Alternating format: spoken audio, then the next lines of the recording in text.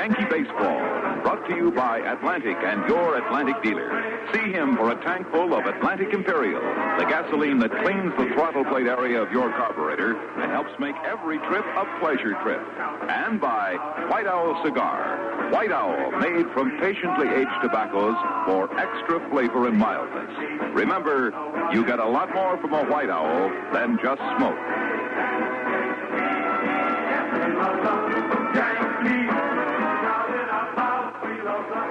And now with today's game, Jerry Coleman and Phil Rizzuto and Frank Messer. Here's Jerry. Look at the standings in the American League. Detroit leading the league with a 10-3 mark. They're a game and a half ahead of Minnesota, 2 ahead of Baltimore and Washington, 2.5 in front of the Red Sox. The Yankees in 6th place. They're even up at 500, 7-7. They're 3.5 back. Followed by Oakland, Cleveland, California, and the White Sox, with a record of 1-11, are 8.5 games down. Over in the National League, the Cardinals, who won it last year, have put a little daylight between themselves and San Francisco. They lead the league by 2.5 games over the Giants. The Cardinals with an 11-4 mark, the Giants 8-6. 3 back are the L.A. Dodgers, and then comes Cincinnati, 3.5 down. The Braves, the Phillies, the Pirates, and the Astros, all 4 games back. 4.5 behind are the Chicago Cubs in 9th place, and bringing up the rear, the New York Mets, 5.5 out. We mentioned that Tommy Phoebus pitched that no-hitter yesterday when the Orioles beat the Red Sox 6-0, and he picked a pretty tough ball club to pitch a no-hitter against. And there was only one real questionable play. That was in the 3rd inning, when Mike Andrews, hit a ball that tipped Phoebus's glove and dribbled out towards short. Belanger came up with the ball, fired to first. Bill Valentine, the plate umpire, called Andrews out, and Andrews argued so strongly on the play that he was ejected from the game. But this happened in the 3rd inning, and of course at that time there was no thought in anyone's mind that there might be a potential no-hitter in the making. As it turned out, that was the turning point in the ball game for young Tommy Phoebus. Brooks Robinson made a great catch off a line drive from the bat of Rico Petrocelli, a diving, stabbing backhander, and of course that helped the cause a little bit.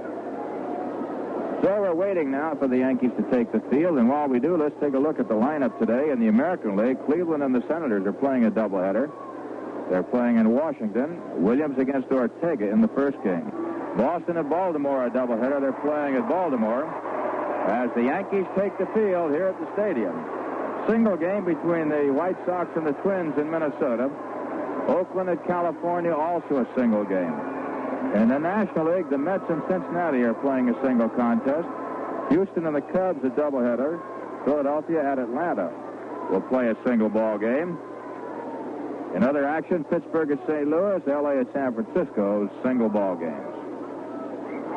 Right now, the people here at Yankee Stadium are standing for our national anthem as recorded by Robert Merrill.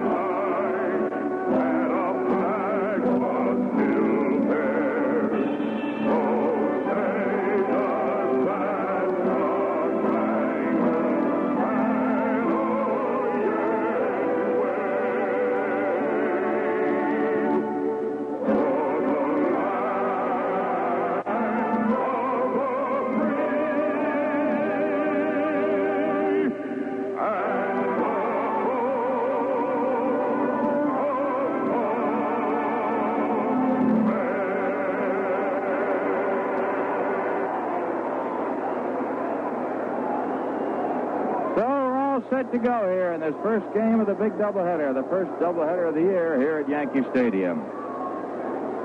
Bill Mambo Kett against Joe Sparma. The Yankees, after today, move on to Baltimore Tuesday, Wednesday, and Thursday, and then to the White Sox and Chicago over the weekend, Friday, Saturday, and Sunday. But they return to the big ballpark on Monday night, May the 6th, Tuesday night, May the 7th, Wednesday afternoon, May the 8th, against the Cleveland Indians, led by Sam McDowell, Max Alvis, Sonny Siebert, Leon Wagner. They'll all be here on the 6th, 7th, and 8th of May. And then a big one that I know that you'll want to point to, the first greeting and the first meeting of the year between the Boston Red Sox and the New York Yankees here at Yankee Stadium. That'll be a big weekend set. 2 weeks from today, be a doubleheader on May the 12th against the Red Sox. On May the 11th will be a Ladies' Day, Saturday afternoon game, and then on May the 10th, a Friday evening game. So that Boston Red Sox club will be in town, led by Carl Yastrzemski, on May the 10th, 11th, and 12th. 4 games set in 3 days. So we're all set to go. First game getting underway. Bill Mambo Kett. Right now, Bill with a record of 2-1. Ready to pitch to Dick McAuliffe. McAuliffe, the second baseman, batting at .220. Had a home run yesterday. Got 3 of them on the year and 9 RBIs. The first pitch by Mambo Kett, a curve, is right in there for strike one. Dick McAuliffe leads Detroit in home runs and in RBIs. He hit his home run off Jim Bouton yesterday. He was the only Tiger ball player to hit home runs at Yankee Stadium last season. He had 2 of them. Here's the one-strike pitch as McAuliffe takes one on the corner, strike 2, and you hear the roar of the crowd. Oh, we've got an enthusiastic crowd today, the biggest crowd of the year thus far for Cap Day, and, of course, a fine attraction with the Detroit Tigers, who are currently out in front in the American League. Mambo to McAuliffe. This one is outside. 1 ball, 2 strikes. Bill Mambo Kett making his 3rd start, first against Detroit. Gave up only 2 hits in 8 innings. That was in his last appearance on April 23rd at Oakland. He replaced Downing after the first inning. He won the ball game 6-3. Downing had given up 3 runs in the first. All right, McAuliffe now is backing out of the batter's box. Time is being called by the plate umpire, Lou DeMuro. Marty Springstead at first, John Flaherty at second, Bob Stewart at third. There's a curveball fouled off left side back on the screen, and the count remains 1 ball and 2 strikes. Yes, sir, what a day for baseball. I tell you, if you're in the area and you don't know what to do, this is the place to do it. Come out here and watch a ball game at Yankee Stadium. It's a beautiful day. The weather is lovely, a fine crowd on hand. We're going to have some action for the next 5 or 6 hours. Here's the 1-2 pitch to McAuliffe. Just missed outside, 2-2. Mambo Kett, who goes for those corners. Bill has a lifetime mark of 111 wins, 105 losses. Against Detroit, he's 13-13. Here's a 2-2 pitch. Ground ball foul down the first base side. That one going right past the first base coach, Wally Moses. Tony Cuccinello coaches at third for Detroit.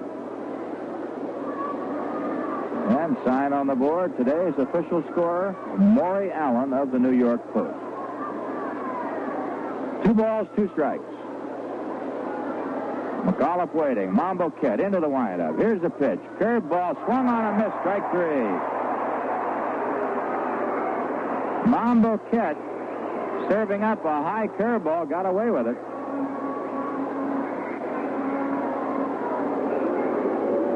So we have 1 away, and here's Mickey Stanley. Stanley hitting an even .333. 11 for 33. Has 3 doubles and 3 RBIs. Willie Horton, still not with this ball club, will join them tomorrow. There's a high pop, upper deck out of play. Strike 1. On deck, Al Kaline. For those of you who may not be aware of it, Willie Horton has been out of action nearly a week after a collision with his shortstop, Ray Euler. Everybody ran over to Euler, expecting him to be the one that would be in bad shape, and it turned out to be Willie Horton, who's built like a tank. Here's the one-strike pitch to Stanley. Fouled off right side, upper deck, and that one drifting off the facade back into the lower area. The scramble is on. Well, we got the kids here today, all of them with their caps, those who got here early enough to get them. And every time a ball goes into the stands, there's a wild scramble.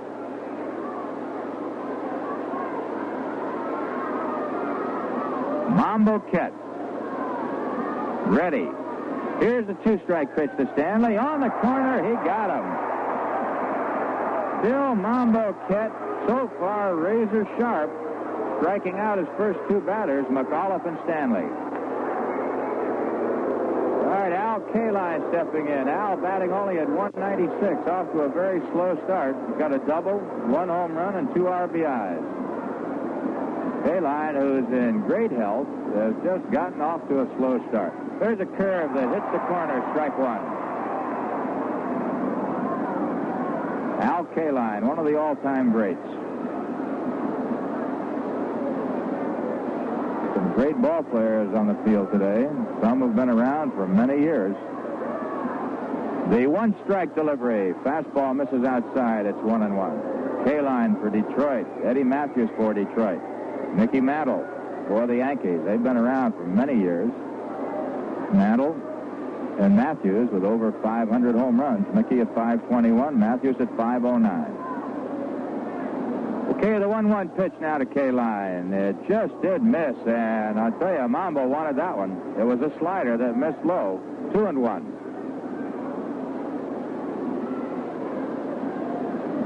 Out there in the upper deck in right field, the banners, some with just the number 7. Others, Hazlet, New Jersey, then a number 7. Here's a 2-1 pitch. On the ground, base hit between the third baseman and the shortstop. To Al Kaline, a hard ground ball between Bobby Cox and Gene Michael. First base hit for Detroit, first hit of the game. A 2-out single by Kaline. Here's Bill Freehan. Freehan has been hitting. He's at 340, batting on the 4th spot. 5 doubles, a home run, 7 RBIs. But Bill Freehan has been having a lot of trouble throwing. The Yankees have stolen 5 bases on him so far. 6, that is. They had 5 Friday night, 1 yesterday. Kaline moving off first. Freehan waiting. There's a drive into left center. It's going to drop. Moving over in front of it is Whitaker. He's up with it. Throws the ball to Michael, and down to second base goes Bill Freehan.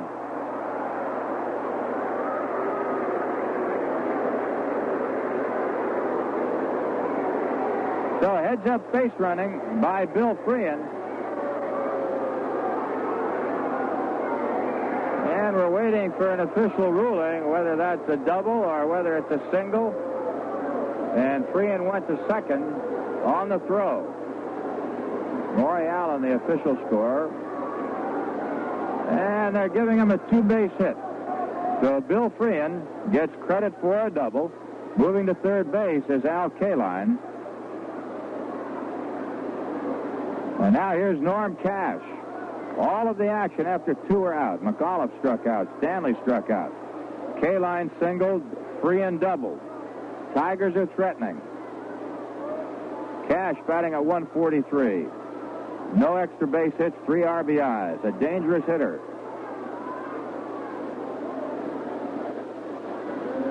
Now Mambo Kett steps off the rubber. Wipes some perspiration off his forehead with his left hand. That's his glove hand. He took it out of his glove. All right, Mambo into the windup. Here comes the pitch to Cash. The curve is a little low. It's ball 1. Mantle is deep at first base near the line. Clark back on the edge of the outfield grass at second. Giving Cash, at least 25 to 30 feet of that foul line is Bobby Cox at third and Michael shading toward second. The outfield shifted hard to the right and deep. Mambo Cat again. Here's the 1-0 delivery. A curve is right in there. He dropped a beauty. 1-1.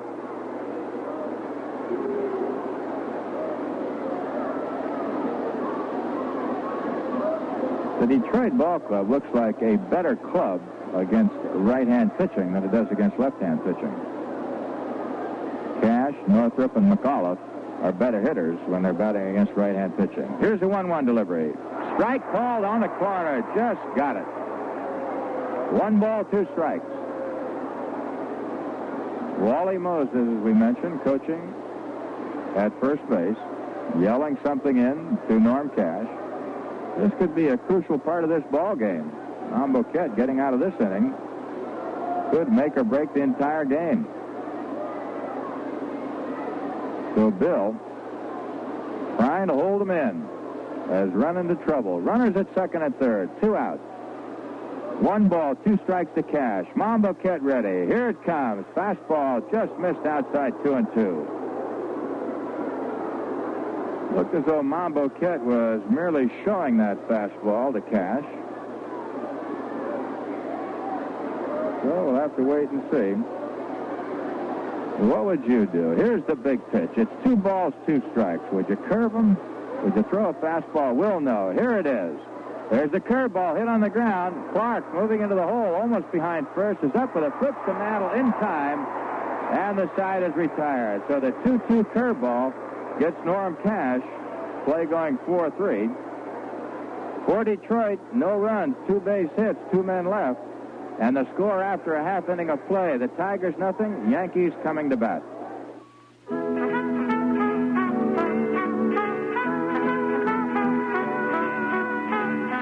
Atlantic keeps your car on the go. There's fun and excitement along the way as well as when you get there. When you fill up with Atlantic Imperial gasoline and follow the Imperial Road. Forget about how your car will run. Atlantic Imperial gasoline helps keep it running the way it was made to run, wherever you go. Your drive will come alive when you take the Imperial Road. Pack more fun in your trip and get on the Imperial Road with Atlantic Imperial gasoline. Atlantic keeps your car on the go.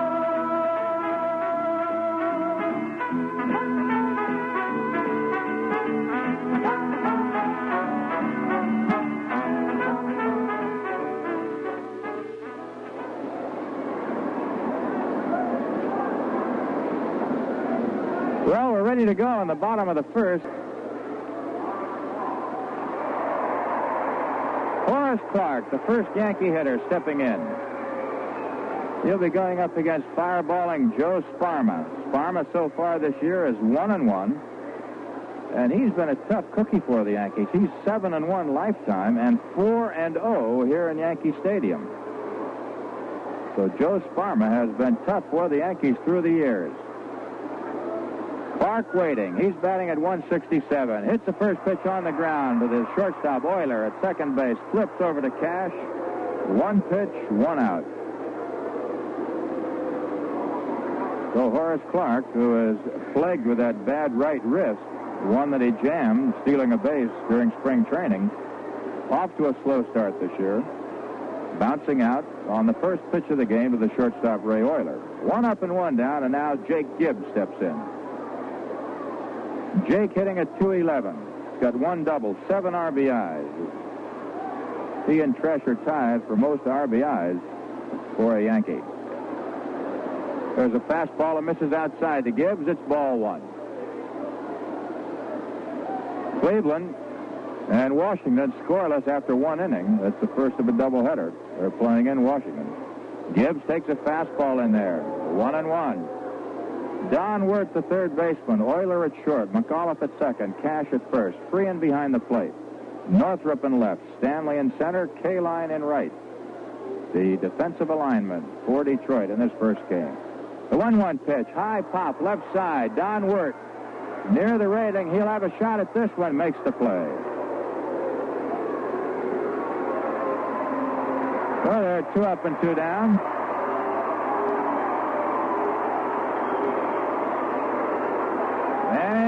comes, Mickey Mantle. There's quite a thing down here. It's a big umbrella, homemade, walking in the aisle here, and it says, "Let's go, New York. Let's go, Mickey." That's an ingenious invention this youngster put together. Mantle stepping in there. Sparma into the windup. Here's the pitch. Curve is outside, ball one. Mickey tied with Ted Williams for fourth in the all-time home run derby at 521. The next one will put him ahead of Williams, and he'll be going after Jimmy Fox. Here's the 1-0 pitch. It's low. 2 balls, no strikes.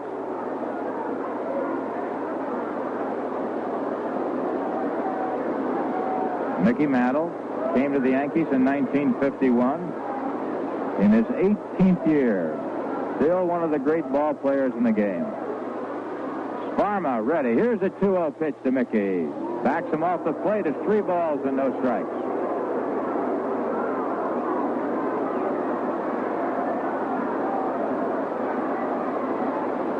Sparma making his first appearance against the Yanks. But a tough cookie, 7-1 lifetime, as we mentioned. The 3-0 pitch to Mickey right downtown for a strike.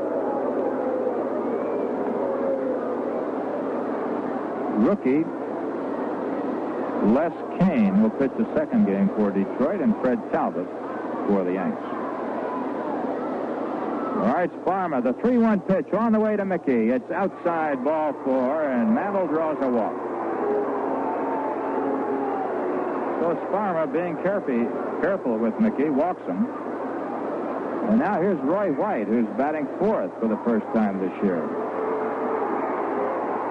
Roy leading the American League in hitting, batting at .428.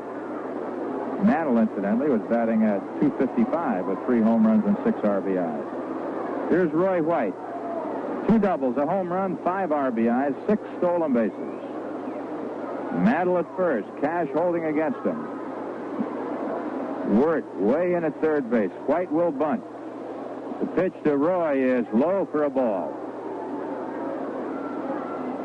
Roy White, with all of his diverse skills, like he can bunt, he can run, beat out a base hit, a 2-hopper, and occasionally will unload one.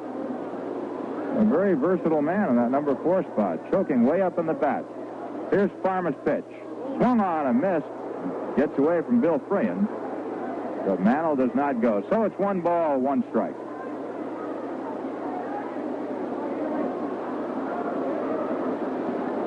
Still plenty of time for much of the action here at Yankee Stadium. The first game just getting underway. We're in the bottom of the first. We've got another one to go. Big doubleheader, and the weatherman, he shined down on us today. Beautiful day. Here's the 1-1 pitch. White hits a sharp 1-hopper to the second baseman, McAuliffe. He's over to first with it, and the side is retired. That ball was well hit, but right to McAuliffe. No runs, no hits, no errors. 1 man left, and the score after 1 full inning of play, Detroit nothing, Yankees nothing. Say, here's the White Owl girl. Let me ask you something. What do you think about Major League Baseball? I think they should make every stadium twice as large. Then you can have twice as many people at every game. But just what's that going to do? So many fans here are smoking White Owl. And if you had twice as many men here, why, twice as many men would be enjoying White Owl. Look around. Rangers, Invincibles, New Yorkers. Why, they're all over. Just think. Twice as many men enjoying that slow-aged White Owl tobacco. It's mellowed to give that mild White Owl taste. One more thing. Who do you think will be the big winner today? Any man who lights up a White Owl. Because you'll discover something. You get a lot more from a White Owl than just smoke. I gotta hear that last line again. You get a lot more from a White Owl than just smoke.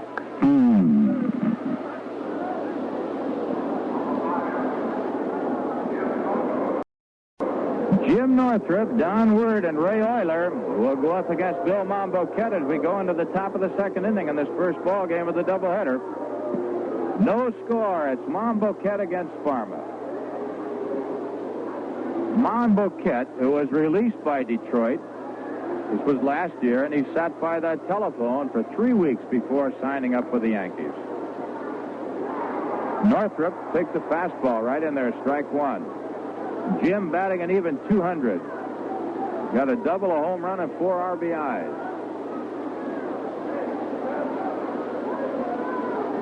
Monboquette again to Northrup. It's inside this time, 1-1. Monboquette's been around a while. Started with the Red Sox back in 1958. All right, Bill ready. Here's the 1-1 pitch. And Northrup takes this one inside. 2 balls and 1 strike. Jim Northrup, a very pleasant young man.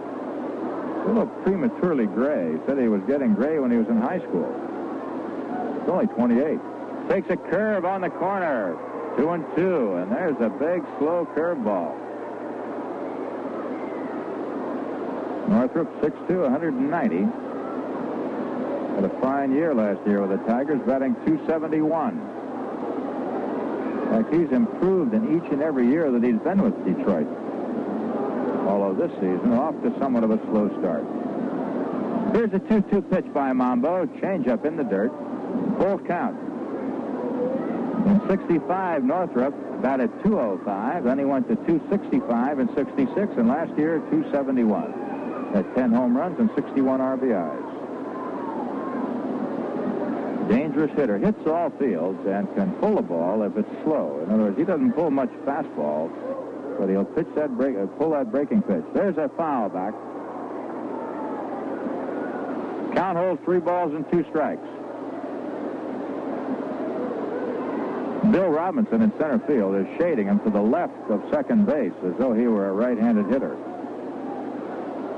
But if he gets a hold of that curveball, he'll pull everybody around.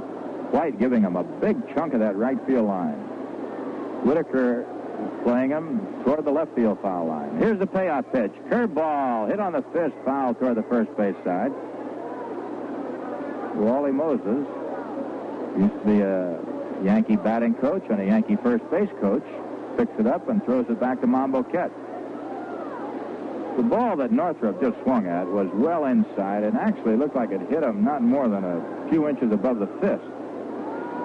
Just dribbled out about 40 feet on the grass, foul territory toward first base. Northrup waiting. Here's the payoff pitch again. Curveball hit on the ground. A man at first. Flips to Monboquette in time. Then we have one away.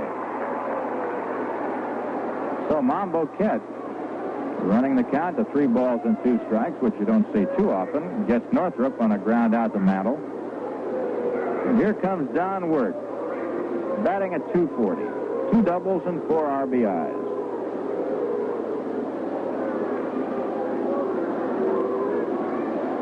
Don Wirt, we've said it before, we'll say it again, an underrated ball player that I think suddenly has begun to get the recognition that he deserves.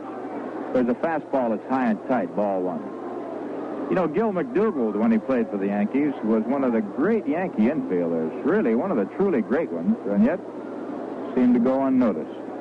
Here's the 1-0 pitch. Wirt swings and misses, strike 1. McDougald played 10 years for the Yankees and was on championship clubs at 3 positions: third base, second base, and shortstop. One of the all-time great infielders. Old Magoo, as they called him. Here's the 1-1 pitch to Wirt now. It's low. 2 balls and a strike. Funny how some ball players will do that. Some just stand out. They're exciting. Sometimes they're overrated because they appeal to the fans and to the newspapermen. Others just go about their business, get the job done, but do it quietly. Here's a 2-1 pitch to Wirt. Bunts at it, misses. It's fouled at the plate. It's 2-2.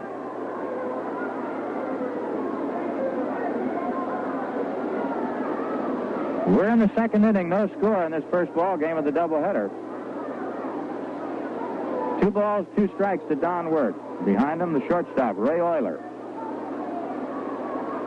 Monboquette throwing a lot of pitches so far. Here's the 2-2 delivery to Wirt. Got him on the corner, strike 3. And that is strikeout number 3. And while we wait for Euler to come up, it's New York Yankee baseball. Let's pause for station identification.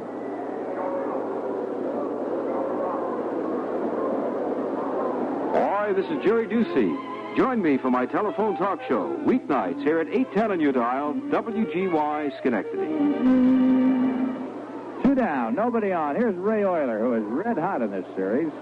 Batting at .220 right now. Swings and misses at a fastball, strike 1.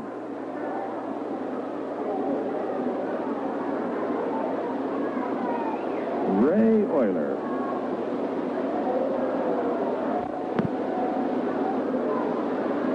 Four for 6 in the first 2 games against the Yankees. 2 doubles in those 4 base hits. He's waiting. There's a dribbler towards there. This is going to be a base hit. Euler digging. Mamboquet gets it. Can't do anything with it. And Ray Euler gets himself a scratch single down the third base side. Boy, those are the kind you like to get because you get robbed of so many well-hit balls that when you get a scratch hit like that, it kind of makes you feel a little bit good. Here's Joe Sparma now, the pitcher. Not a bad hitter. He's 1 for 6. Takes a big swing. He can be dangerous once in a while. Stands up on the plate with a closed stance.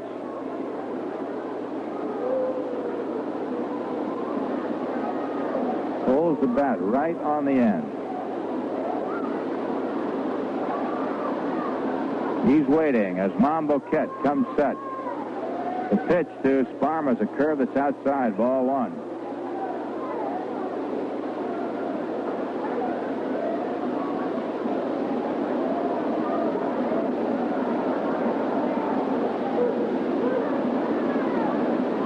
Sparma played football at Ohio State and then went to baseball. The pitch to Joe is swung on, a miss, and it's strike 1. 1 ball and 1 strike to Sparma. 2 outs. No score on the ball game. Top of the 2nd inning. We're here at Yankee Stadium, and it's Cap Day, and the biggest crowd of the year on hand.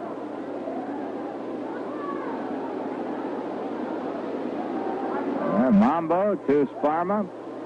Slider missed outside. 2-1. Well, in that first game in Washington, after 2 innings, the Indians nothing, Senators nothing. That's all the action we have right now in either the American or the National, with the exception of the game here in New York right now. Here's a 2-1 pitch to Sparma. Swung on, a miss, strike 2. 2 balls, 2 strikes. And we mention again that Mamboquet has been throwing a lot of pitches. In other words, he's not getting rid of the hitters in a hurry. He's run the count to 3-2, 2-2 on many of the batters. And this, as the game goes on, has a tendency to tire you. All right, Sparma, the pitcher, is waiting. Euler, the shortstop, moving off first. Here's the pitch. A one-hopper. Michael has it. Races for the bag. Forces Euler at second base. And the side is retired. No runs, a base hit, 1 left. And the score after an inning and a half, Detroit nothing, Yankees nothing. The traveling smooth on the Imperial Road with Atlantic Imperial to make the going more fun. That may seem like a lot to expect from a gasoline, but Atlantic Imperial isn't just any gasoline. It's the clean carburetor gasoline. It cleans your carburetor as you drive and keeps it clean. That can do a lot to increase your driving pleasure because dirt deposits in the throttle plate area are a common cause of stalling, rough idling, and poor acceleration. Problems you shouldn't have to put up with. Atlantic Imperial won't tolerate troublesome throttle plate deposits. It dissolves them and washes them harmlessly away. Then, wherever you drive, you're on the Imperial Road, where every trip's a pleasure trip. So come on in. Get on the Imperial Road with Atlantic Imperial, the clean carburetor gasoline.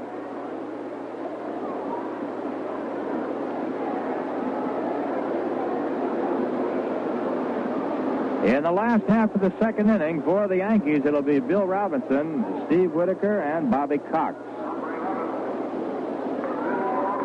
Robbie hitting at .214, 9 for 42, has a couple of doubles, 1 triple, 2 RBIs.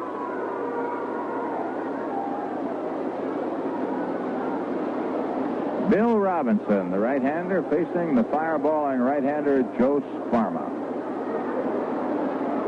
Defense straight away. Robbie hits the ball to all fields. Got good power when he gets a hold of it. Sparma into the windup. The pitch to Robinson is a curve that's low for a ball. Robinson has power, although he's not a home run hitter in that sense. He hits the ball sharply into the gap. He'll go for doubles and triples. Good speed. He can run. Here's the 1-0 pitch. Curveball is low. 2 balls and no strikes. Frank Persetti flashing some signs to Robinson on the 2-0 pitch. Well, what would you do? Would you make him take, or would you let him hit? Persetti at third. Ford coaching at first for the Yanks. Here's the 2-0 delivery. Robinson takes it low. 3 balls, no strikes. Joe Sparma last year walked 85 batters.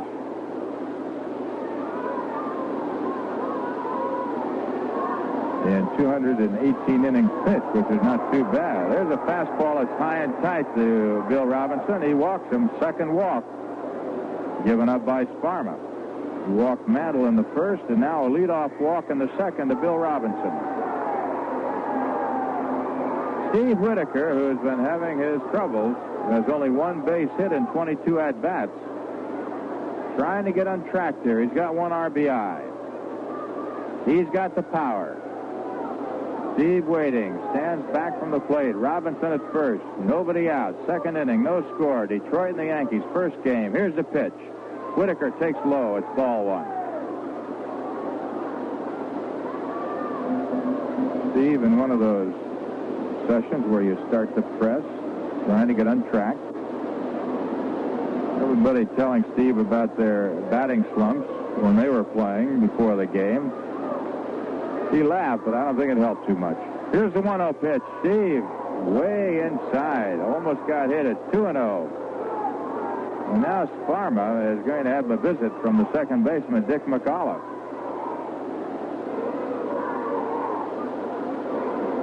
This is a big game for Detroit because they're going to pitch brand new fresh rookie Les Kane. He'll be making his major league debut in the second game. Of course, youngsters can be unpredictable at times, and this is the one the Tigers would like to get, just in case. All right, Sparma sets. Here's the 2-0 delivery, and Whitaker takes high. 3 balls and no strikes. So Sparma, running into trouble here with Steve Whitaker, has already walked Bill Robinson.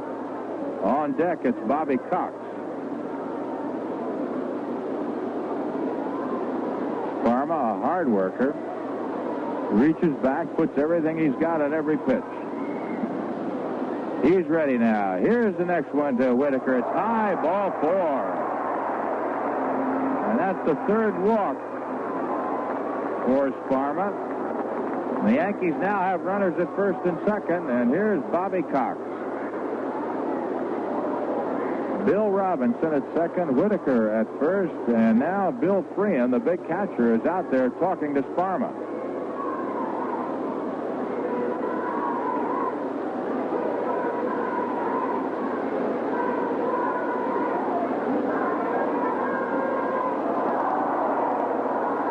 All right, now Ray Euler is in there. Sparma has pitched to 2 batters and has not thrown a strike yet in this inning. Walked Robinson on 4 straight and Whitaker 4 straight. Now here's Bobby Cox. Cox is looking for his first major league base hit. Got his first major league start yesterday. He's 0 for 6. The pitch to Bob is in there. Strike 1. The Detroit ball club half looking for the bunt. Let's see what manager Ralph Houk does. Gene Michael in the on-deck circle, and he'll be followed by Mambo Kett. Dennis Ryban starting to throw for Detroit as Sparma comes set. Here's the next one to Cox, and he bunts it foul right behind the plate, a curveball.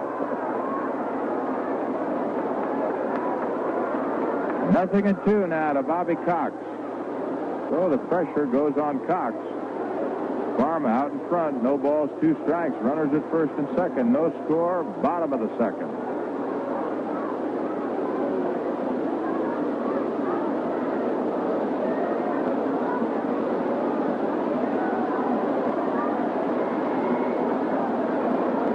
Cox waiting. Sparma getting the sign from Freehan.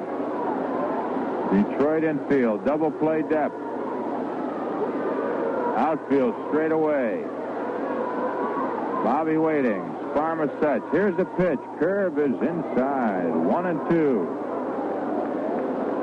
These are tough days for Bobby Cox. Just trying to get his feet wet. Trying to get started. He's been around a long time. 8 years in the minor leagues. This is his rookie season in the majors. All right, Cox is waiting. Sparma sets. Here's the 1-2 pitch. Curveball swung on and just fouled. Bill Freehan had it in his glove, couldn't hang on to it. So a break for Bobby Cox.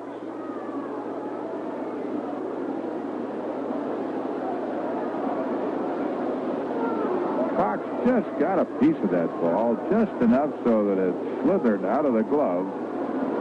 It's the catcher, Bill Freehan. Freehan had it and couldn't quite grab it. He reached for it as it fell to the ground. All right, it's 1 ball and 2 strikes. Runners moving off first and second. Here's the next one. Cox fouls this one back. Incidentally, for those of you who may be able to help, Andy Costco, who has 4 youngsters, is looking for a 3-bedroom furnished home in the greater New York area, any place. Get his family located. He had one all set, and then it fell through, and now he's got his family that he'd like to bring in and get them straightened out. And if anyone can help, we'll tell you where to send the message in just one moment. Here's the 1-2 pitch to Cox. Curve, he goes down. It's over his head, 2-2. If you could help Andy Costco with a 3-bedroom rental for the summer of a furnished home, send it to Bruce Henry, traveling secretary, care of the New York Yankees, Bronx, New York.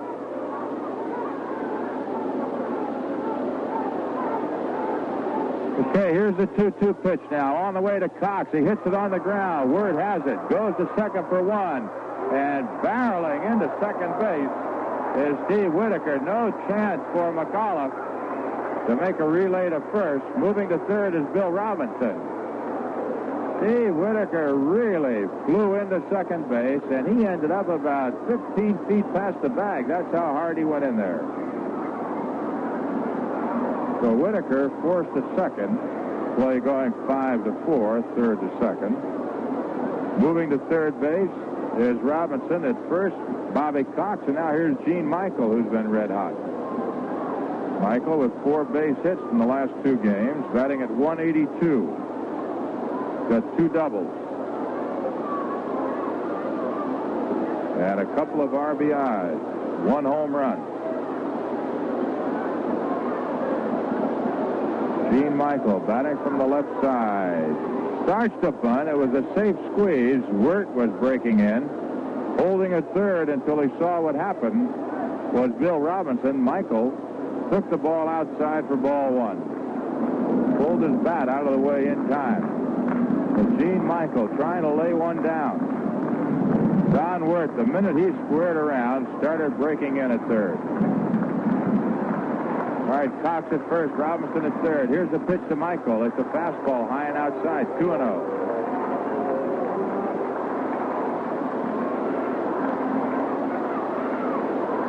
Well, you can hear it in the background. We want to hit. We want to hit. All the youngsters out here begin the chant. No score in the ball game. Last of the second. Yankees threatening. 1 out. Runners at first and third. 2-0 on Michael. Here's the next one by Sparma. Hit in front of the plate. Freehan is out after it. Underhand flip to Cash is in time.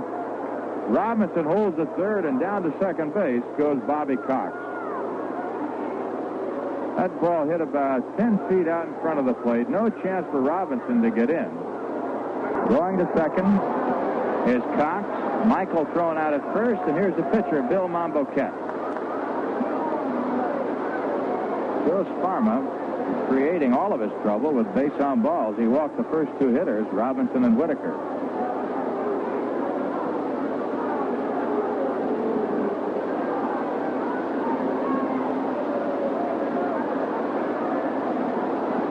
Yankees on the road Tuesday, Wednesday, and Thursday at Baltimore, Friday, Saturday, and Sunday at Chicago.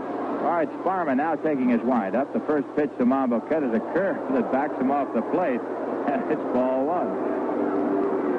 Sparma is just naturally wild.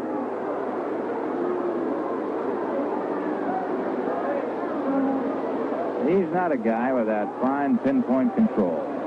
Here's the 1-0 pitch. Fastball hit on the fist, off the facade of the upper deck, bounced into the lower deck and back on the field.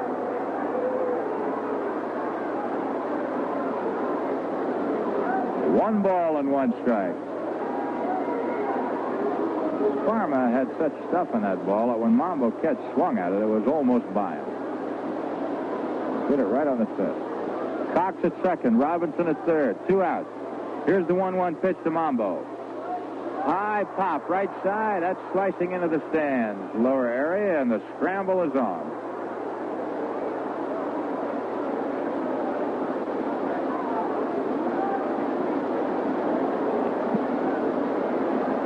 Not too much wind out here today. Wish you could see that outfield. They're shaded way toward the right side, as though Monboquette was a left-hand hitter, and very shallow. Boy, they are way in. Here's the 1-2 pitch. Hit to left field. Not too deep. Coming on is Jim Northrup. He's under it, and he's got it. For the Yankees, no runs, no hits, no Detroit errors. 2 men left, and the score after 2. Detroit, no runs on 3 hits. The Yankees, no runs and no hits. You can plan ahead for the things you will need. Invest in the future, and you will succeed. When you follow the eagle, the red, white, and blue eagle. Invest in Freedom Shares, U.S. Savings Bond. Have you ever attempted to buy a car and found yourself burned by high-pressure salesmen? I recommend that you see the Burn Men. That's B-Y-R-N-E. And it spells the only Ford and Mercury dealer in Mechanicsville, Jack Byrne. See the Burn Men today for courteous service and knowledge of their product inside out. See the Burn Men at Jack Byrne Ford and Mercury, 96 North Main Street in Mechanicsville. Sign on the board. Last night's scores in the American League: Oakland 6, California 3. In the National League, Philadelphia 4, the Braves 1, St. Louis 7, Pittsburgh 5, and Cincinnati 5 and the Mets 3. It was all the night action yesterday in the American and the National.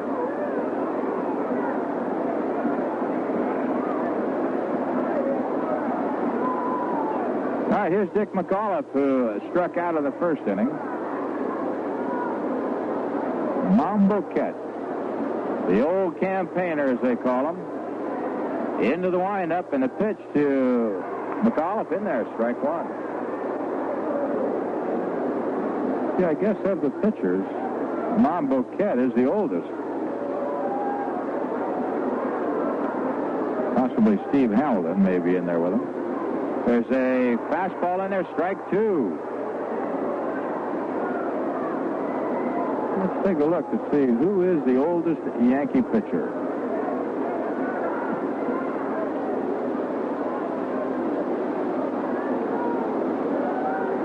Monboquette pitching to Dick McAuliffe. Delivers a curve that just misses outside. 1 ball, 2 strikes.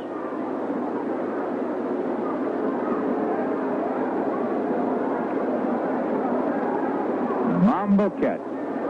See, Bill was born in August 11, 36.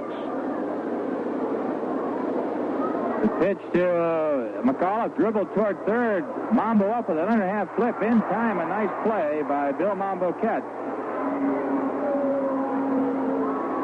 Fine underhand toss by Mambo to get McAuliffe. Let's see, Steve Hamilton was born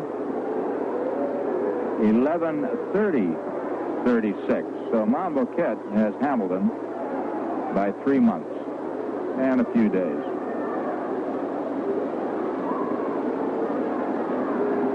All right, stepping in now is Mickey Stanley, who struck out in the first inning.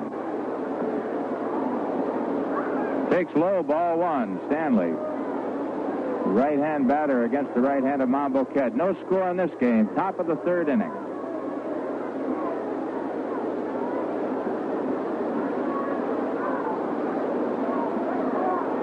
Mambo into the windup. Delivers a fastball, got the corner. 1-1. Gibbs behind the plate, Mantle at first, Clark at second, Michael the shortstop, Cox at third, Whitaker in left, Robinson center, White in right. The 1-1 pitch just misses outside by Mambo Kett. It's 2-1. The umpires today, Lou DeMuro is behind the plate, Marty Springstead at first, John Flaherty second, Bob Stewart at third. Defense is straight away for Stanley. Mickey pulls the bat right down on the end. Does not have too much power. Hit only 7 home runs last year. Was up only 333 times. There's a shot up the middle of base hit. That ball was a bullet. He picked on a slow curve and drilled it up the middle. Base hit number 4 off Mambo Kett, and here's Al Kaline, who got the first hit after 2 rounds in the first inning.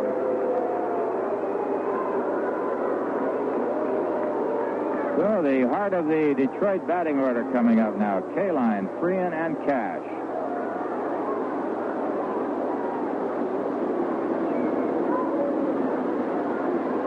Mambo got his work cut out for him now. Al Kaline, who's been a little slow and coming to life here with a bat, starting to get underway, but this time pops it up into short center field. Robinson calling for it all the way, is under it and makes the play. Stanley was halfway down and then returns to first. So Kaline, going after the first pitch, pops up to short center, 2 down. Here's Bill Freehan, who hit a double in the first. For Freehan, that was his 6th double of the year, and that leads to the Detroit Tigers.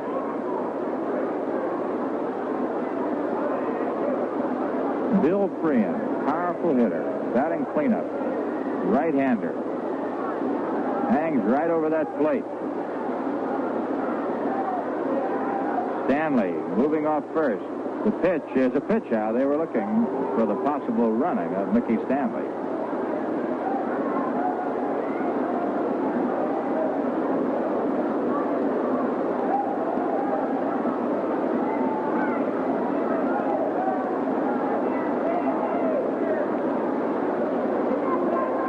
Freehan was hit by pitch balls 20 times last year, many of them in that upper left arm. That's why he wears that padding. That was last year.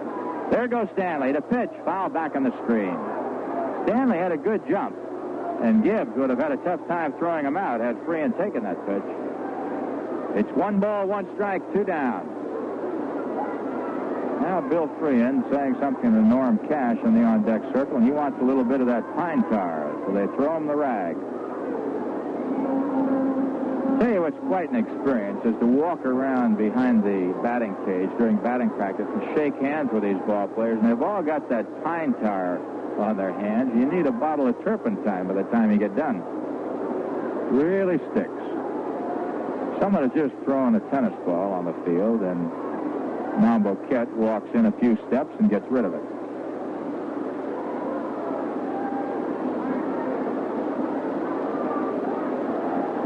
One ball, 1 strike. Stanley at first base. 2 outs, no score, 3rd inning. Bill Freehan, the big catcher's the hitter. Came into the game at 340. He's 1 for 1, a double.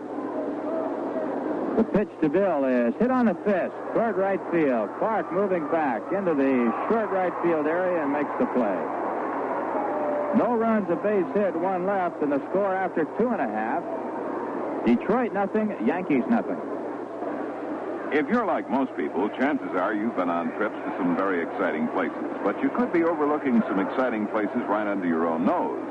There are plenty of them in the great Northeast, and it's easy to include several in a short 1 or 2 day trip with the help of Atlantic's free Weekender tour guides.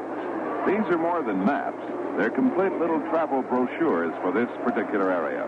Each one has several fascinating tours all planned out for you with suggestions on what to look for, descriptions of the places you'll see, bits of history, everything to make your trip more interesting and meaningful. This weekend, do something different. Treat the family to an extra vacation by going on an Atlantic Weekender tour. Stop by your favorite Atlantic station for your free Weekender tour guides. And while you're there, fill up with Atlantic Imperial, the clean carburetor gasoline.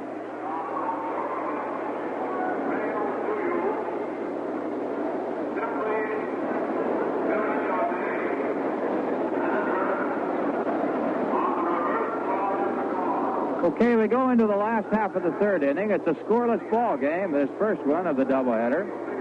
Joe Sparma against Bill Momboquette. For the Yankees, the top of the batting order, Clark, Gibbs, and Mantle coming up against Sparma. Right after this half inning, we'll bring you up to date on all the action in both the American and the National and any scores we may have at the time. Horace Clark is stepping in. He bounced to the shortstop in the first inning on the first pitch of the game.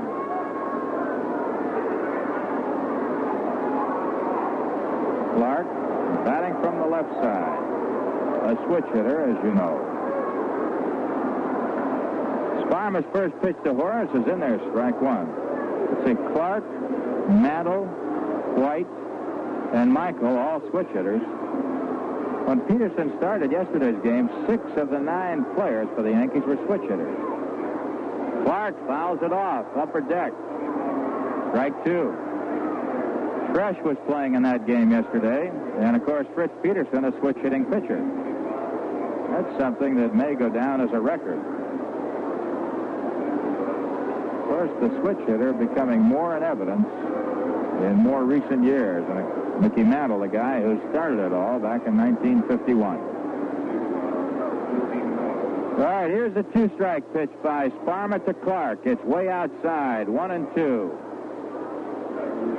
There were switch hitters before, like Frankie Frisch, Red Schoendienst, and many others, but Mantle is the guy who really brought it into focus. All right, here's the 1-2 pitch now to Clark. Curve is outside, 2-2.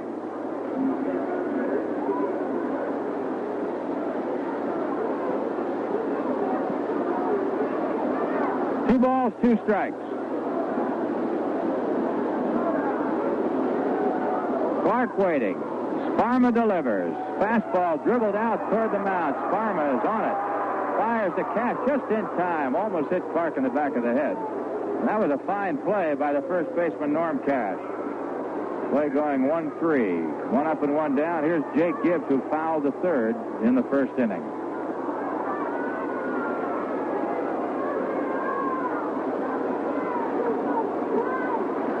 A scoreless ball game, and yet it's not moving along very quickly.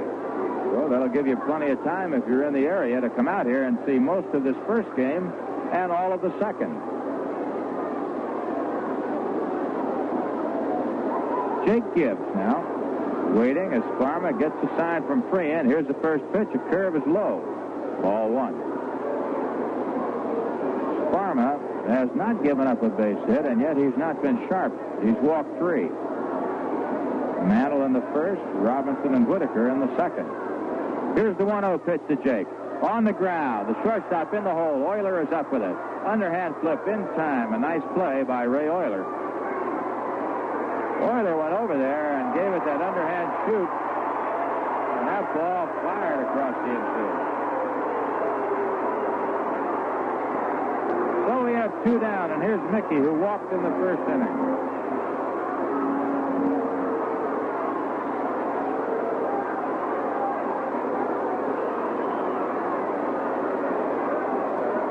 Mickey Mantle. Waiting. Sparma delivers a pitch on the ground. Cash to his right. Bobbles the ball. Can't come up with it. Fires late. And Mantle is on at first base. Let's see how they rule it. And they're giving Cash an error.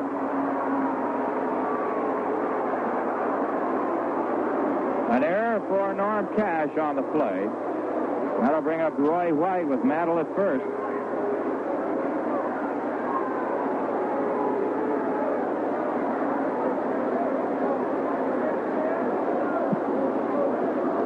A two-out error by Norm Cash. Here's Roy White. No score in the game. Last of the third. Mantle at first. The pitch to White.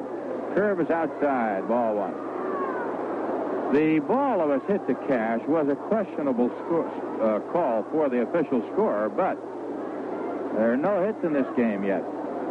And therefore, as is generally the pattern, the first base hit in the game usually has to be a solid one, or one that is not disputed. Here's the 1-0 pitch. White fouls it back. 1-1. Roy White bounced out sharply to second base in the first inning. White, batting fourth, was leading the American League as the game started today at a .428 batting average. He's 0 for 1. All right, Sparma sets. The pitch to White. Swung on a miss. Strike two. A fastball at the knees. Both Mickey Lolich and Tom Matchett are not with the Tigers this weekend as they're attending Army Reserve meetings. Lolich normally would have been one of the starters in this series. But instead, that second game goes to Les Kane, a rookie.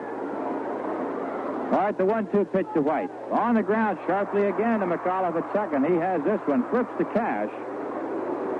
And the side is retired. For the Yankees, no runs, no hits. One Detroit error, one man left. And the score after three, Detroit nothing and the Yankees nothing. And now let's take a look at the scoreboard.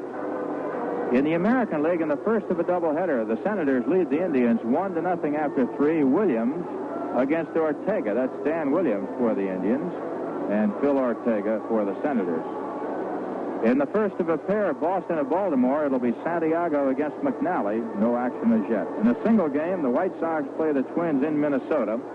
And in another single game on the West Coast, it's Oakland against California in Anaheim. In the National League, the Mets and Cincinnati play a single contest, and that game as yet is not underway. In the first of a doubleheader, Houston failed to score. On the top of the first, they're playing the Cubs in a doubleheader at Chicago. In a single ball game, Philadelphia and Atlanta. Wise for the Phillies, Phil Niekro for the Braves. On the West Coast, the Dodgers are at San Francisco, and a later start, Pittsburgh at St. Louis. Both of those single games. And now we remind you it's New York Yankee baseball. Let's pause for station identification. This is Bill Edwardson. I'll see you twice a day at 7 and at 1. Here on WGY 10 on your dial, Schenectady.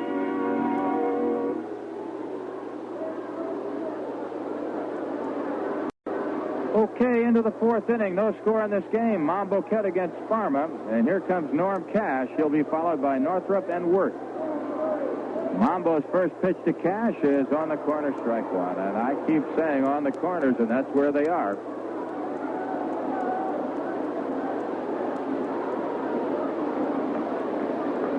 The one-strike pitch to Cash. On the ground, sharply hit Mantle on two hops. Flips to Mambo, one away. Cash bounced to second in the first inning, and this time to Mantle. So he's 0 for 2. Now here's Jim Northrup. Northrup bounced out to Mickey. That was in the second inning.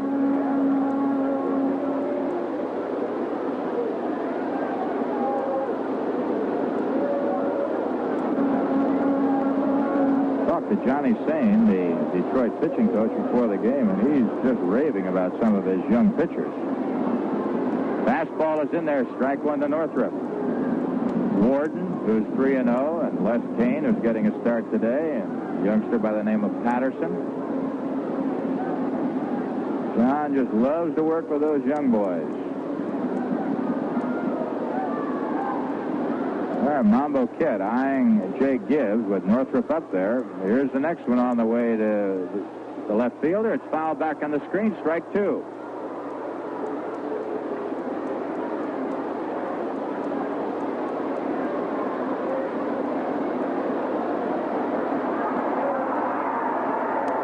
And the little extra roar you heard was a ball rolling back that didn't quite get to the field. It's hung up on the net. Here's a 2-strike pitch now to Northrup, high and outside. 1 ball, 2 strikes, 1 out. Top of the 4th inning. The Tigers have all 4 base hits. It's a scoreless ball game.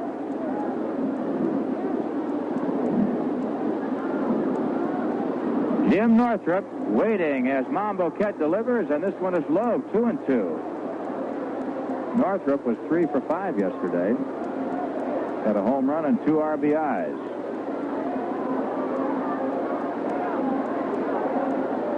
Northrup has a straight-up stance, holds the bat right on the end, feet not too far apart. The 2-2 delivery swung on, foul back off the chest protector of the plate umpire, Lou DeMuro. And count holds at 2 balls and 2 strikes. Oh, somebody threw a big firecracker out of the upper deck, I guess.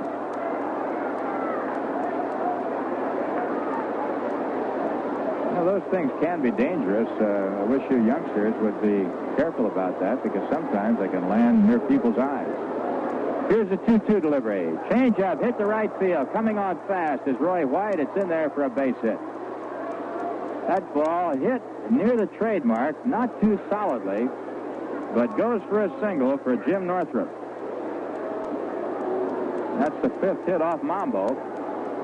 Now here's Don Word, who struck out in the 2nd.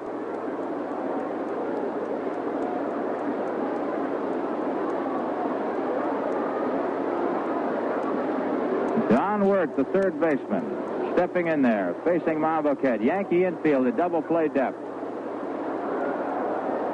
Now Mambo steps off the rubber.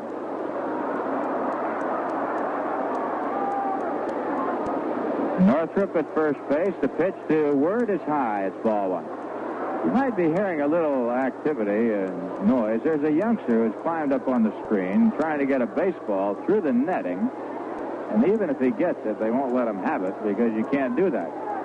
He's also got his finger stuck in that screen, and if there was a foul ball that came back there, it chopped some of those fingers right off. All right, here's the 1-0 pitch to Wirt. It's 2-0. But he's creating more attention here at the stadium than the ball game. And unfortunately, he could put himself in danger there. And he has now got the ball strung all the way across the middle of the screen, and he's still climbing across there. All right, the 2-0 pitch. There goes Northrup. Ball hit into center field. Little drop for a base hit. Northrup on his way to 3rd base. And on the hit and run, Don Wirt drills a single to center. Detroit with runners now at 1st and 3rd. 1 away. And the batter will be the shortstop, Ray Euler. That's the 6th hit off Mambo Ket.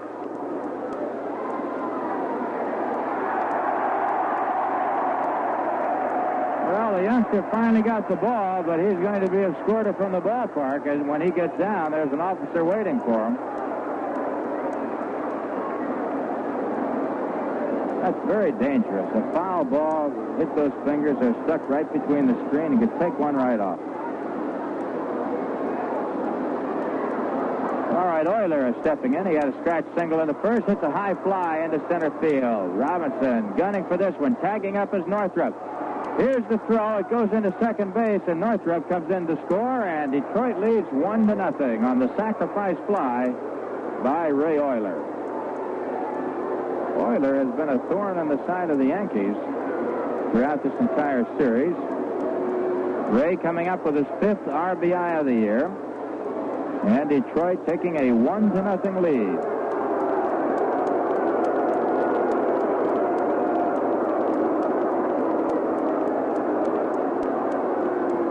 boy has moved that ball halfway across the screen, and they've got half of the special police department there to greet him as he comes down. There's a ground ball slowly hit towards short. In front of the shortstop is Cox. One has it. Flips the mantle just in time, and Sparma's out of there. The play going 5-3. Nice play by Bobby Cox.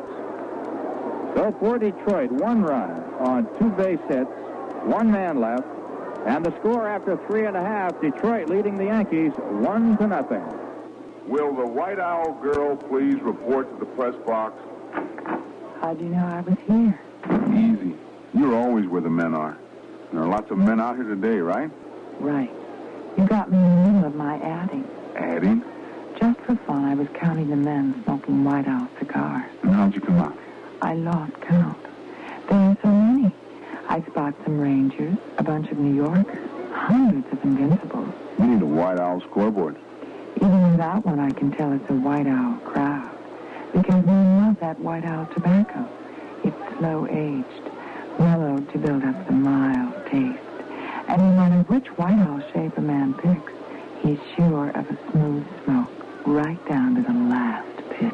That's a pretty good pitch you're making yourself. It's true. Every time I see a man light up a White Owl, I know he's going to enjoy himself. I know he's going to discover why they say you get a lot more from a White Owl than just smoke.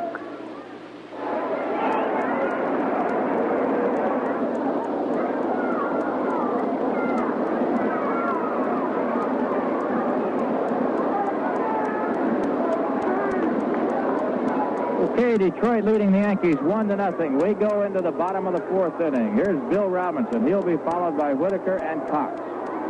And Joe Sparma, leading right now 1-0, has not given up a base hit.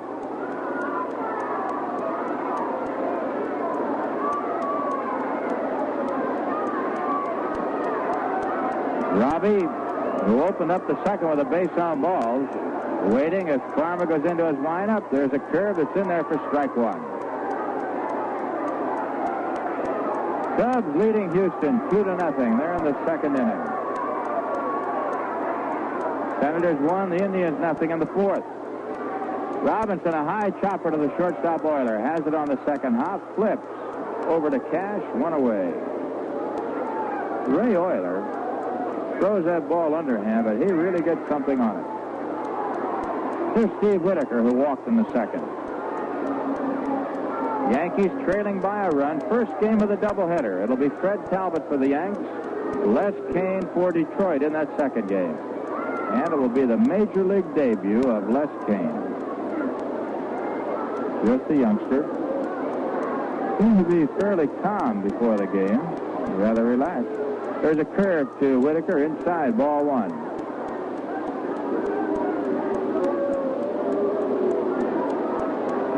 Les Kane, a young left-hander, making his Major League debut in the 2nd game. But right now, it's Steve Whitaker. 1-0 the count with 1 out, nobody on. Here's Sparma, outside, 2-0. Detroit leading 1-0. They got that run last inning. A 1-out single by Northrop, a single on the hit and run by Wirt, and a sacrifice fly by Ray Euler. Here's the 2-0 pitch to Whitaker. In there for a strike. Joe Sparma. He just rears back and unloads. Born in Massillon, Ohio.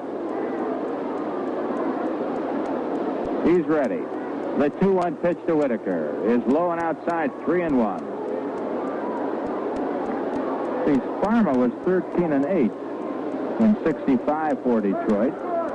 2-7 in 66, had a real bad year, and then bounced back 16-9 last year under the tutelage of Johnny Sain. High fastball over the head of Whitaker, ball 4. That's the 4th walk given up by Sparma and the 2nd to Whitaker. The Yankees still looking for their first base hit. The only base runners, Mantle with a walk, safe on an error by Cash. Robinson with a walk, and Whitaker has been walked twice. Now the plate umpire, Lou DeMuro, is rubbing up the baseball as Bobby Cox steps in. Whitaker at first. Cox the hitter. Bobby is 0 for 1. He's 0 for 7, looking for his first major league base hit. Cox just began to play regularly. That was yesterday. Made his first start ever in the big leagues. All right, Whitaker moving off first. One away. The pitch to Cox. High pop, coming back into the upper deck and out of play. Strike one. Boy, that first base hit can be a real strain sometimes. Mike Ferraro won the third base job in spring training and had a good shot 2 weeks. Did not hit as well as he would have liked, so manager Ralph House decided to give Bobby Cox a shot at it.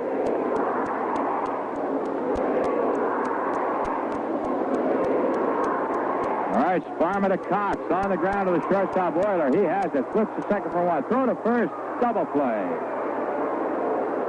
6-4-3. Short second to first. And the Yankees are out of there here in the bottom of the fourth. No runs, no hits, no errors. Nobody left. And the score after 4, Detroit 1 run on 6 hits. The Yankees no runs and no hits. Extended care benefits are now available under Medicare for people 65 or over. These benefits are for the patient who's been under hospital care for 3 days or more and whose doctor decides that he no longer requires full hospital care but's not yet well enough to go home. If you're admitted to one of these special extended care facilities within 14 days after you were released from the hospital for further treatment of a condition for which you were hospitalized, Medicare will pay for all covered services for the first 20 days. If you have to stay longer than 20 days, Medicare will pay for all but $5 a day for up to 80 more days. Remember, Medicare does not pay for personal or custodial care in an ordinary nursing home. It does pay for medically necessary follow-up care in a specially qualified skilled nursing home or other approved extended care facility after a hospital stay. For more information, get in touch with your Social Security office and ask for a leaflet called Medicare and the Extended Care Facility. Okay, all set to go here in the top of the 5th inning. Bill Momboquette and Joe Sparma, with Sparma right now out in front 1-0. Detroit leading the Yankees.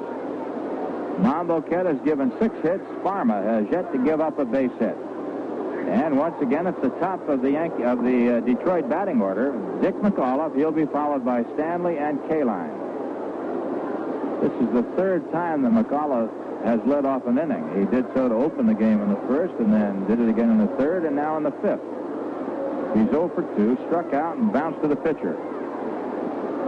McAuliffe, a dangerous batter.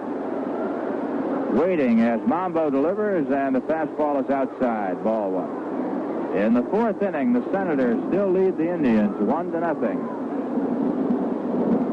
The other game, it's the Cubs 2, Houston 0 in the 3rd. And right here, it's Detroit 1, Yankees 0, 5th.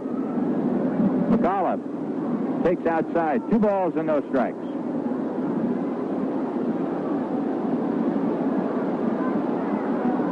Momboquette shooting for his 3rd win.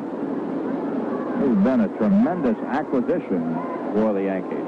Here's a 2-0 delivery. Bunted behind the plate, foul. 2 balls and a strike. McAuliffe was halfway to first base before the ball bounced back into Gibbs' mitt.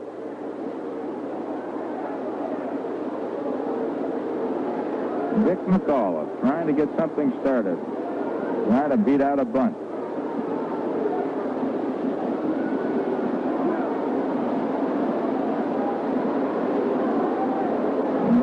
Close races in both the American and the National right now. Red hot. There's a dribbler toward first. It's fair. Gibbs out. Under it. Flips the mantle in time on a close play. He had to throw that ball overhand to get it over the head of Dick McAuliffe. McAuliffe going right down that line. Gibbs had to throw it over his head and made a good play. So that one goes 2-3. Catcher to first. You have 1 up and 1 down. Here's Mickey Stanley, who struck out and singled.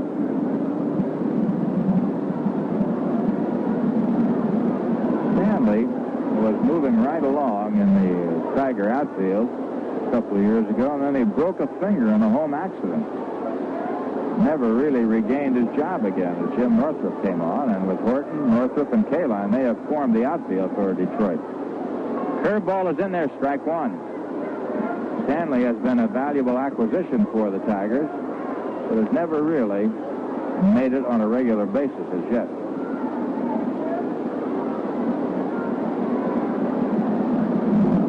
Mamboquette getting the sign from Gibbs. The one-strike pitch. On the ground. Michael to his left. Up with it. Underhand flip is off the glove of Mantle. Rolling back to the screen, and Gibbs is right there. A fine play by Jake.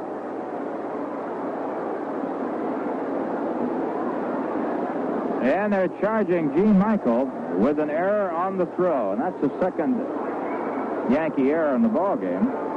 No, wait a minute. That's the first Yankee error. The other one was by Norm Cash for Detroit. So Michael is charged with an error. Stanley on at first base. And here's Al Kaline, who's 1 for 2. Singled to left in the first. Yankees still looking for the first base hit. Detroit with 6. Kaline standing in there. Waiting. Mamboquette delivers. There's a dribbler foul to the right side. Gibbs out and after the ball. Fires it back to Bill. It's one strike on Al Kaline. Kaline, Freehan, and Cash. Third, fourth, and fifth hitters for Detroit coming on now.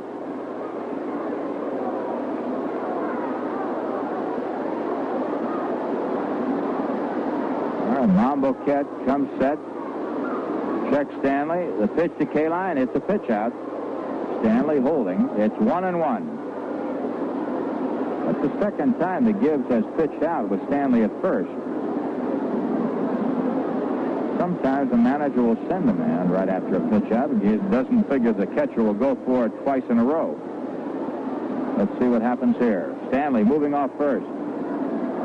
Kaline waiting. 1-1 the count. One down. 1-0. Detroit leads. There goes Stanley. The ball is swung on a foul back. 1 ball, 2 strikes. So manager Mayo Smith running the pattern true to form. Sent his runner. Kaline had a good cut of the fastball and just got a piece of it as it was fouled back. So it's 1 ball and 2 strikes now. Al Kaline, one of 4 Detroit ball players to play over 2,000 ball games. Cobb, Gehringer, and Crawford ahead of him. Kaline, with 305 lifetime homers, is only 1 behind the all-time home run slugger for Detroit, Hank Greenberg. Here's the 1-2 pitch. Fouled off, upper deck by Kaline. And the count remains 1 ball and 2 strikes. You must remember, though, that Hank Greenberg, who in 1 year hit 58 home runs, spent 4 years in the service and missed a lot of home run potential. Hank, who now makes his home here in New York. Hall of Famer, one of the great guys. Kaline is waiting. 1 ball, 2 strikes, 1 out. Stanley moving off first again. The pitch to Al is another pitch out. Then Gibbs looking for Stanley to run once again. So let's see just what happens this time. 2 balls, 2 strikes. A different pattern now. It's a 2-strike count to Kaline. Stanley at first base. If he goes and Kaline doesn't like the pitch and takes it for a ball, Stanley will have to get a good jump to steal a base. Let's see. And he looked like he was going, but Mamboquette threw over to first base, and Stanley has moved back. Mickey Stanley at first, safe on the error by Gene Michael. 2-2 on Kaline. Stanley moving off first again. There he goes. Here's the pitch on the ground. Michael is breaking towards second, comes in, flips the Mantle in time to get Kaline. And Kaline went over first base, and it looked as though his leg gave way momentarily. And he seems to be gimping just a little bit coming back. He hit that bag rather hard, and as he did, he sort of went down, it appeared, but held on. And as he ran back, seemed to gimp just a little bit, but we'll have to wait and see if he's okay. Down to second base is Stanley. That was a fine play, incidentally, by Gene Michael. He was breaking on the cover and then had to come back to get the slow grounder. All right, Bill Freehan, who doubled and popped to second, steps in. Detroit leading 1-0, fifth inning. Mambo Ket to Freehan. In the dirt. Gibbs blocks it nicely and holds Stanley at second. Well, there's a sign on the board. Yankees welcome Pearl Bailey. And what a job she's doing, and hello, Dolly. Well, that's one of the great quickie songs of all time, I guess. You hear it once, and you go away humming it.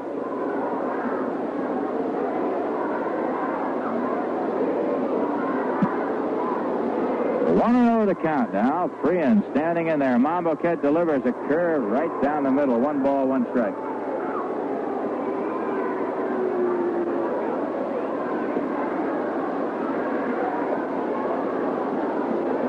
One ball, 1 strike, 2 outs. The Yankees trailing 1-0. Mambo Ket, veteran right-hander, his 10th year in the big time, comes set. Check Stanley. Here's the pitch to Freehan in the dirt. Another nice play by Gibbs. 2 balls and 1 strike.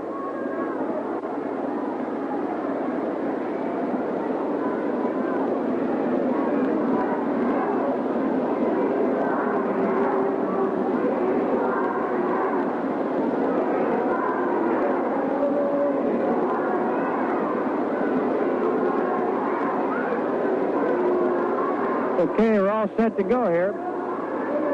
Mambo Ket taking his time out there. Comes set once again. Freehan waiting. Here's the 2-1 pitch. Hit hard and deep to left. Foul. Ooh, baby, was that ball plastered.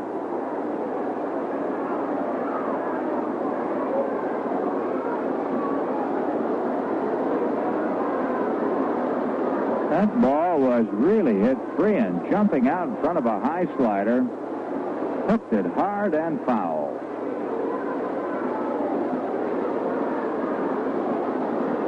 In the 5th inning, Senators lead the Indians 1-0. 3rd inning, the Cubs 2, Houston 0. And here it's Detroit 1, Yankees 0. There's a 2-2 pitch, foul tip coming back on the screen, and the count holds 2 balls and 2 strikes to Freehan.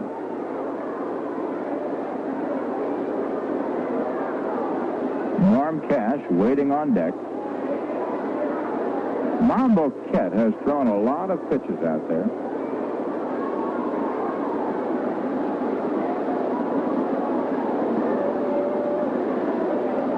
Defense for Freehan. They play him deep in the outfield. Infield is about straight away, and the outfield pretty much straight away. They don't play him the full too much.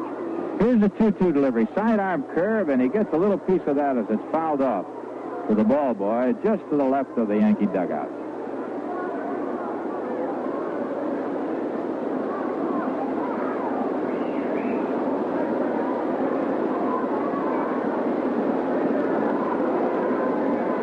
Freehan, the only catcher since Mickey Cochran, who caught for Detroit, to bat 300.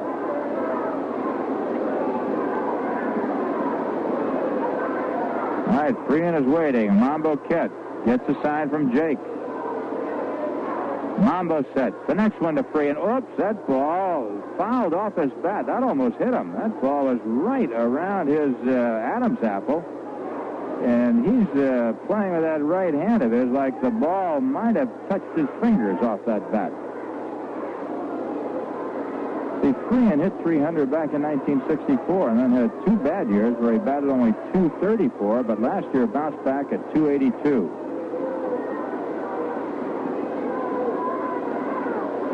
So Freehan almost got nailed with a fastball around the Adam's apple by Mambo Ket, is digging in once again.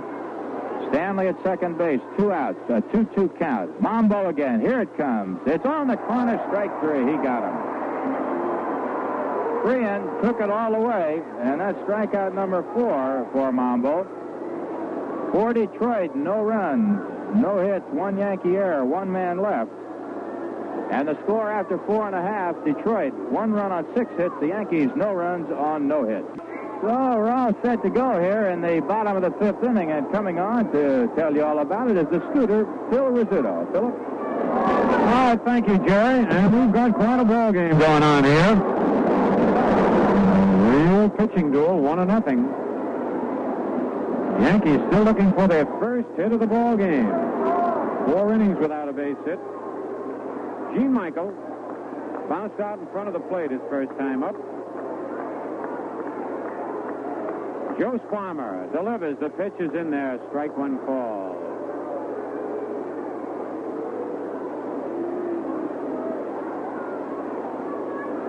Sparmer's been a little while today. He's walked 4 men. Joe's next pitch, ground ball to third. Nice play by Wirt. Fires to first, 1 out. That ball almost got by him. It would have been a double down the line as Gene was trying to go that way. And hit the ball sharply. And right now on New York Yankee baseball, we pause for station identification. Join me, Harry Downey, weekdays 10 to 11:30 a.m. here on WGY 810 on your dial, Schenectady.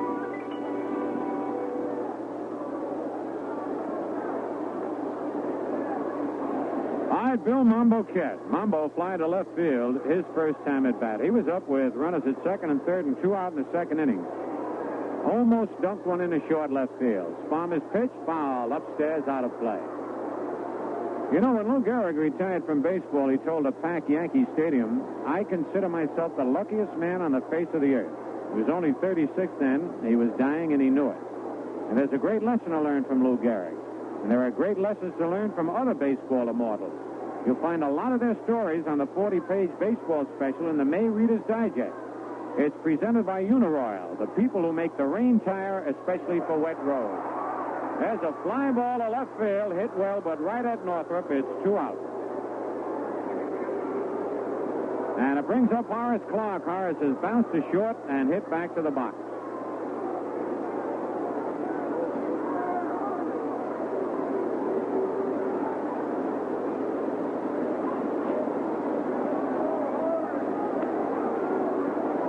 All right, Clarke the batter. 2 out, nobody on. 1-0 Detroit lead.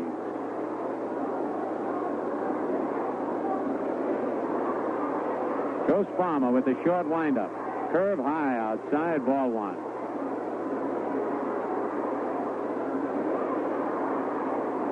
On deck, Jake Gibbs.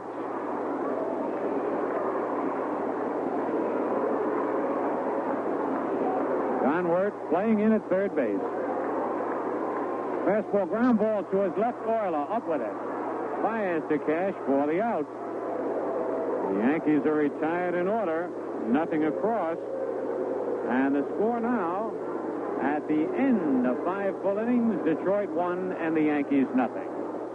Tipperillo asked the American people what they thought of the world's first menthol cigar. New Tipperillo M with menthol. Excuse me, sir. How does the idea of a menthol cigar sound to you? Menthol cigar? Hello?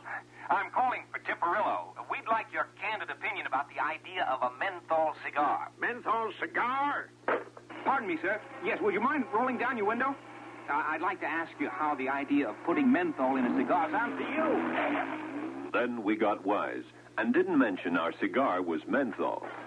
Sir, would you mind trying a new taste in cigars from Tipperillo? Well, what's in it? Oh, well, here, let me just light it up for you. I'm sure you'll, how does it taste? Oh, cool. Cool, huh?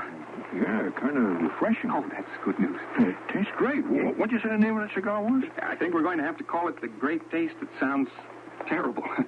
New Tipperillo M with menthol.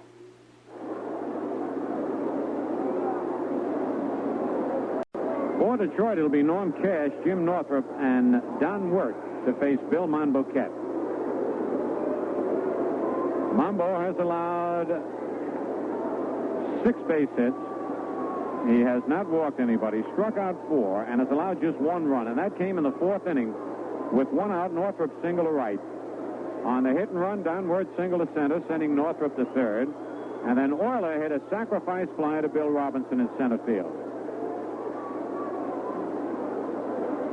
It was an unusual play in the sense that Jim Northrop at third base did not take the customary stance at third with his left foot on the bag and looking at the outfielder. He put his right foot on the bag and watched the coach, Tony Cuccinello, who gave him the sign when to run, and I've never seen that before. It worked, though. He scored. Cash 0 for 2. Curveball in there, strike one call. Cash has bounced to second and bounced to first. Mayo Smith, the Tiger manager, in the same spot that Ralph Houck is in the Yankee dugout, on the steps of the dugout. Low, 1-1.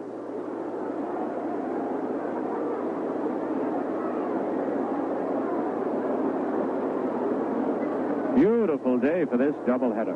Good crowd on hand. The 1-1 pitch on the outside corner. And man, that Mambo has been nicking those corners. Cash steps back, talks to DeMuro.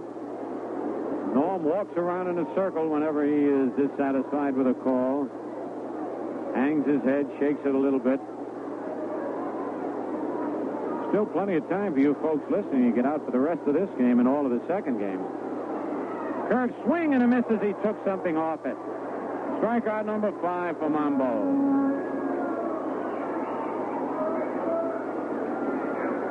And here is Jim Northrup. Bounced to first, single to right field. He has scored the game's only run.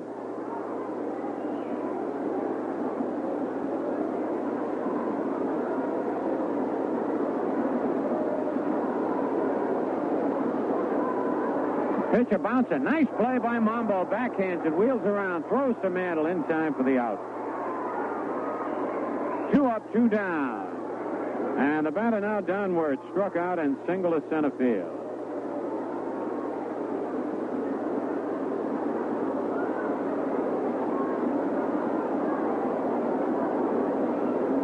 The youngsters are out in force today.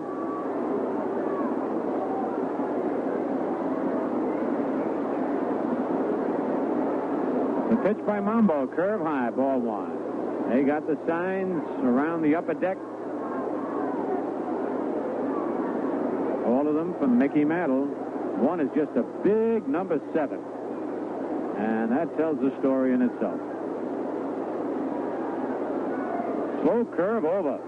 1 ball, 1 strike. I said it's worth the price of admission just to come out and watch Mambo Ket operate on these hitters. Gets the sign from Jake Gibbs. Slow curve, a little low. 2 balls and a strike. On deck, Ray Euler.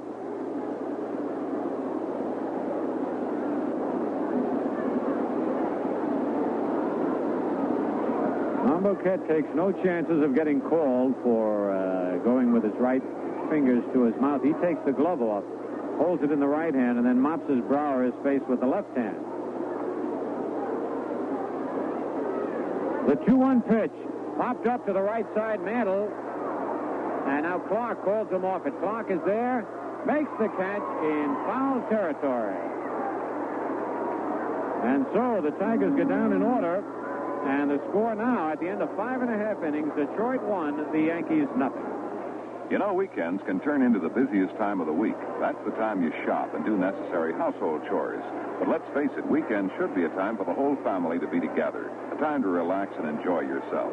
This weekend, for example, why not load the family into the car and take off on an Atlantic Weekender tour to one of the interesting destinations in Atlantic's free Weekender tour guides. In case you're not familiar with the tour guides, let me tell you about them. They're more than just trips. These one-day and weekend planned tours to nearby exciting and unusual locations not only tell you how to get there, but they point out what to see on the way and what to do once you arrive. These Weekender tour guides are free, of course. Just stop in at any Atlantic station and ask for one. And while you're there, fill up with Atlantic Imperial, the gasoline that cleans the throttle plate area of your carburetor as you drive and keeps it clean. You'll find the going's great when you travel the Imperial Road with Atlantic Imperial, the clean carburetor gasoline.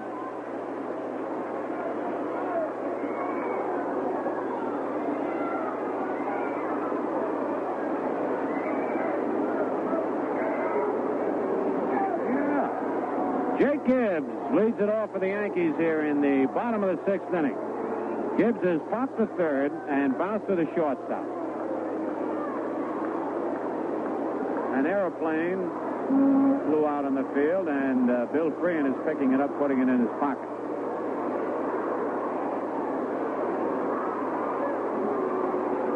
All right, the Yankees looking for their first hit in the ball game. Detroit leading 1-0. Joe Sparmer out on the mound.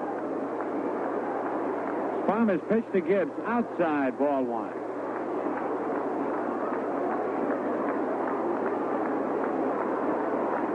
On deck, Mickey Mantle.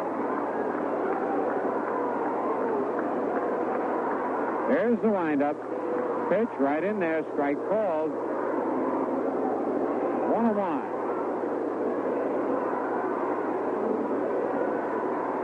Palmer really chewing that gum out on the mound. He's blowing bubbles. I thought he was blowing bubbles out there. The pitch, a bouncer over his head, off his glove. Euler in, up with it. Throw to first base. They got him. A good play as Farmer deflected the ball just enough so that Euler could make the play over the bag, and the batter, Mickey Mantle.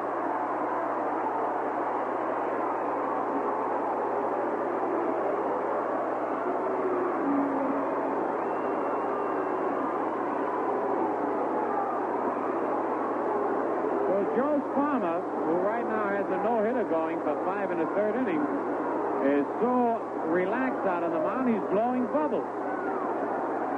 The pitch to Mickey Mantle, outside, ball 1. Mickey has walked and reached on an error. It's a ball that could have been given a base hit as Cash had to go to his right on a hard hit ground ball. He knocked it down, but couldn't hold on to it. Another bounces slowly to first base, and Cash picks it up and steps on the bag for the unassisted put out. Mickey went down that line in a hurry. 2 outs. And the batter, Roy White, who has bounced hard to second base both times he's been up there.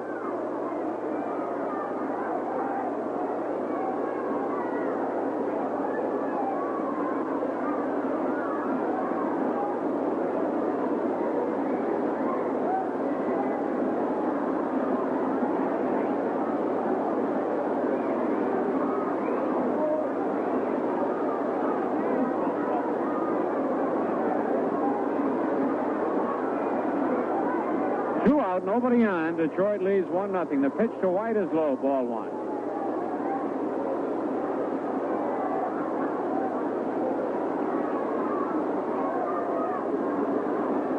Thought we had a Frenchman in our booth for a minute there, but it's Ernie Harwell with his little French hat on. There's a curve over, strike called. On deck, Bill Robinson. Word plays in at 3rd. Sparmer's pitch high. 2 balls and a strike.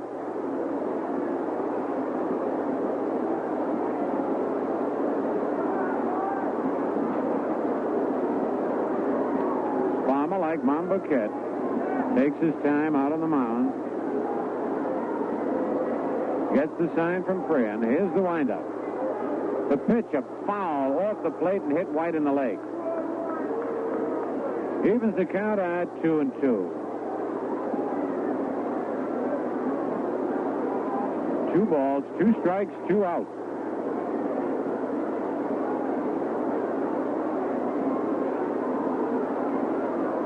All right, Joe Sparmer getting ready out on the mound.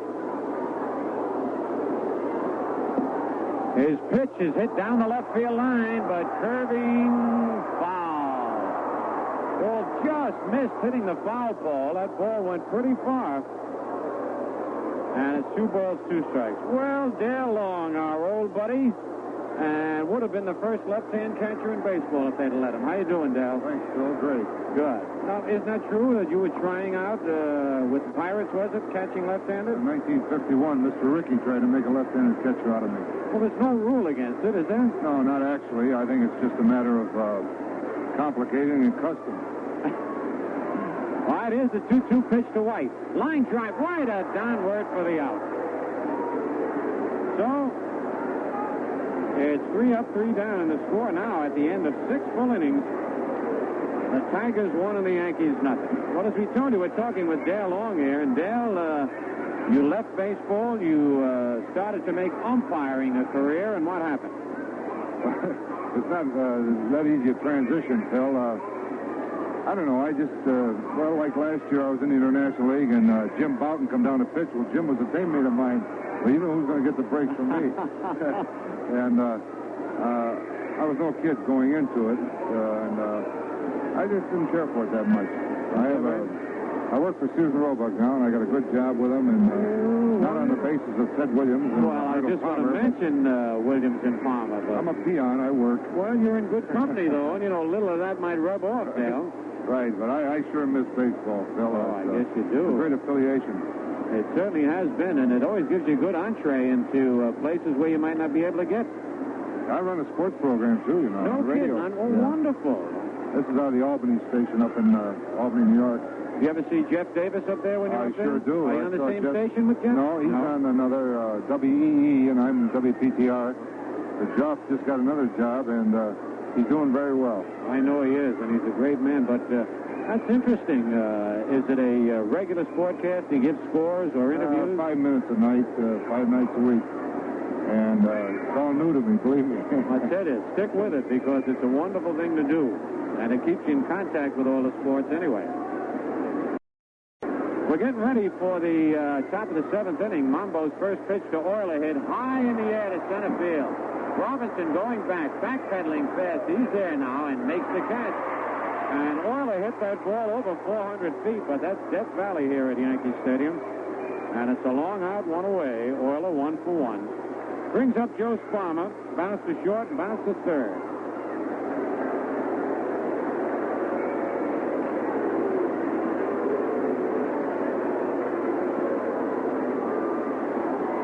He put the gum on it. Well, all right. Mambo turns around. Wants to make sure that Robinson has come back from that long run in center field. Here's the first pitch, and it's popped foul in back of the plate near the screen. Gibbs coming back and makes the catch right in front of the screen. And, Dale, that's got to be one of the toughest plays for a catcher. Sure is. In fact, it's a good one to make there because the ball's coming back into him. Jake played it real well. He did. Bill Kane put a piece of gum down there, and he says Dale put his gum on the table just like he used to put it on the cap. So you and I were from that same school, huh? Putting the gum on the button of the cap? Listen, Phil, my father used to bring me out and watch you play in St. Louis. That's where I first saw the gum on the cap. Okay, buddy. Here's Dick McAuliffe. Struck out, hit to the box, and was thrown out by Jake Gibbs. 0 for 3 for McAuliffe. 2 out, nobody on. 1-0 Detroit leads, top of the 7th. A wind-up by Mambo. His curve is low, ball 1. Hey, by the way, does that record that you held still hold, hitting consecutive home runs in consecutive days? It sure does. How many? It was 8 in 8 games. 8 in 8 games. Everything I got going for me. They break that, then I was gone. Well, listen, that's quite a record. That's pretty tough to break. Well, I was very, very fortunate. No. When you get on a hot streak, though, I guess you don't care who's pitching or where the ball is. That's true. Very true. All right, 2 balls, no strikes on McAuliffe. We're talking with Dale Long. The 2-0 delivery. He runs up to bunt, takes it, and, man, Gibbs and Mambo didn't like that call. I was talking to Ralph Houseville about this ballpark. Isn't it beautiful? Oh, it is. Man, they've really fixed it up. To come in here. It is. Even before they repainted it and refurbished it. But it still gives everybody a big thrill. And those rookies, when they first come in, they almost faint. The 3-0 pitch right down the middle. Strike call, 3-1.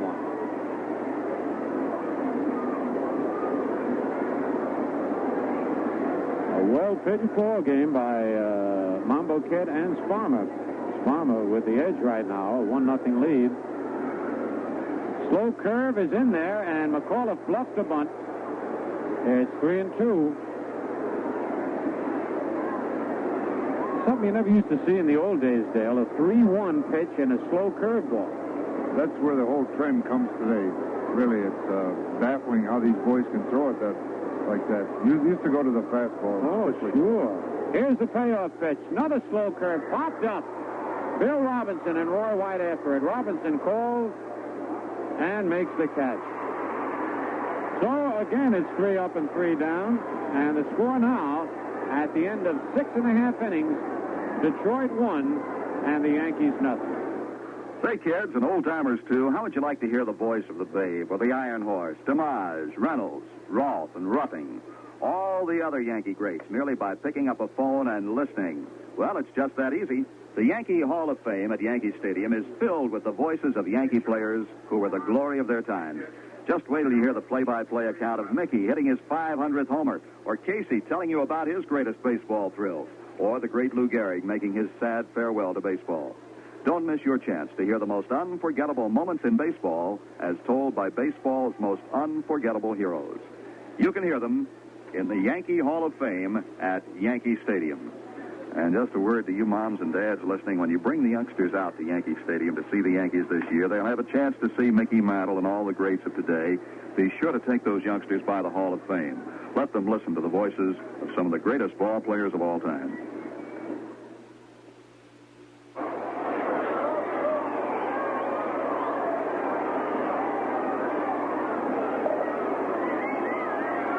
Well, we get ready for the bottom of the seventh inning.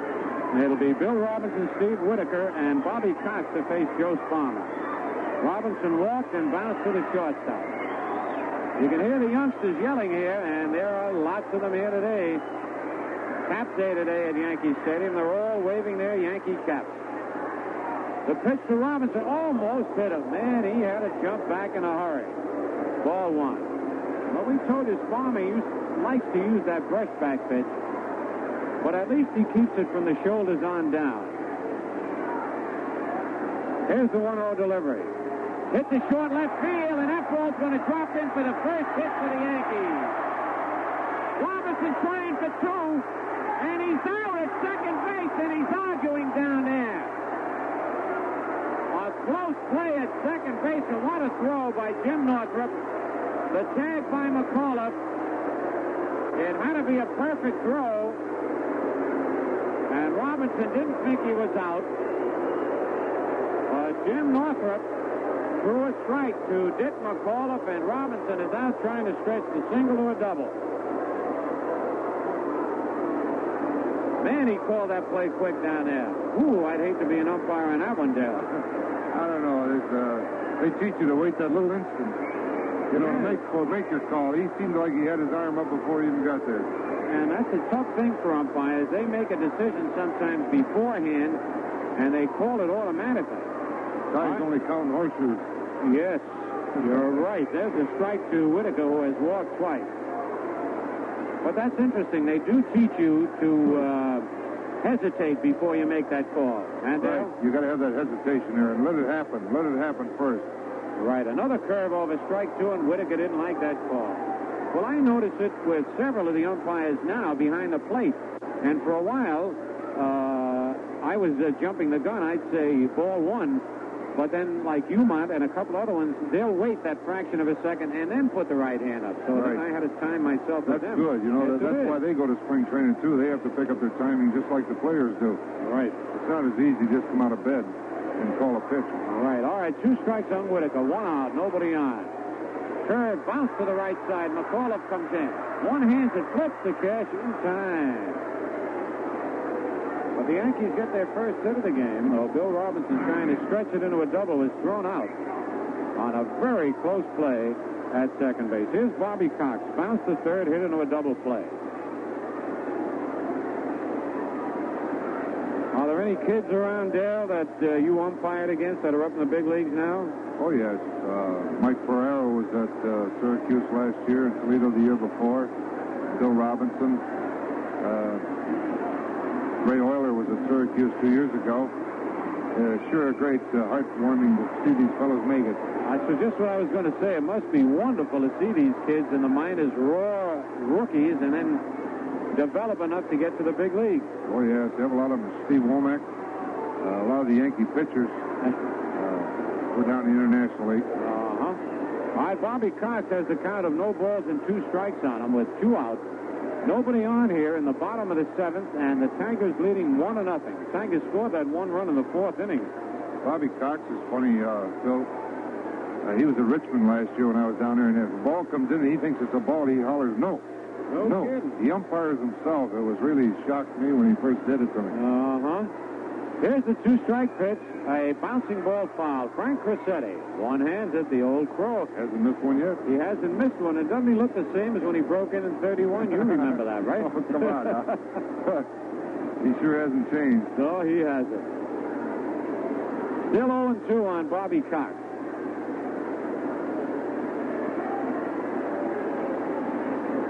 Being an umpire, though, I imagine you don't like the ball players arguing too much on pitches. I mean, the fans start getting on you then, don't they? Well, they're a little more understanding. I think I was more understanding than most of the umpires. I know how tough it is to get up here, Phil. It's not easy. Right. The pitch, a curve, and he sits down. It's high and inside, 1 ball, 2 strikes. You don't mind a legitimate gripe, but a fellow that's trying to find it out, he's not going to make a goat out of you, and this is the guys you look out for. By the way, what'd you say you did with Sears Roebuck?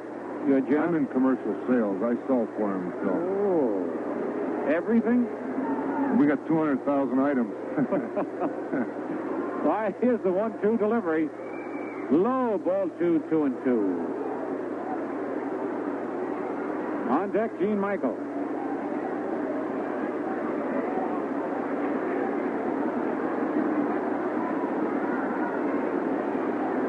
Farmer into the windup. The pitch, there's a base hit to left field. Bobby Cox gets his first Major League base hit as a Yankee. A bullet to left field. Man, I bet he's happy, Dale. I knew I'd bring that boy luck. Atta boy. That first hit sometimes is a long time coming.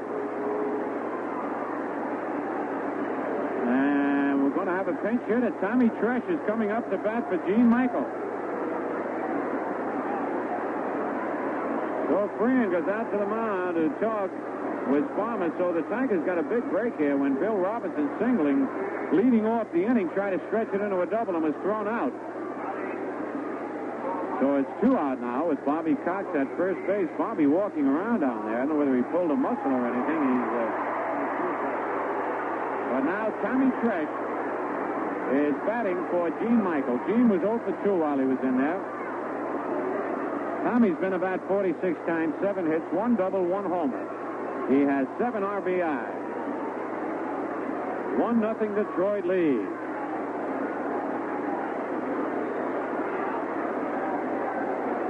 Tresh steps in,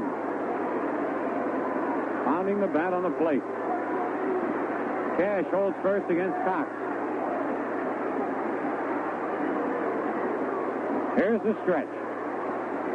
The pitch low, ball 1. You remember your first big league hit, Phil? Oh, I'll never forget it. It was a bunt against the Philadelphia Athletics when they were in. Pete Suter was playing third. I'll never.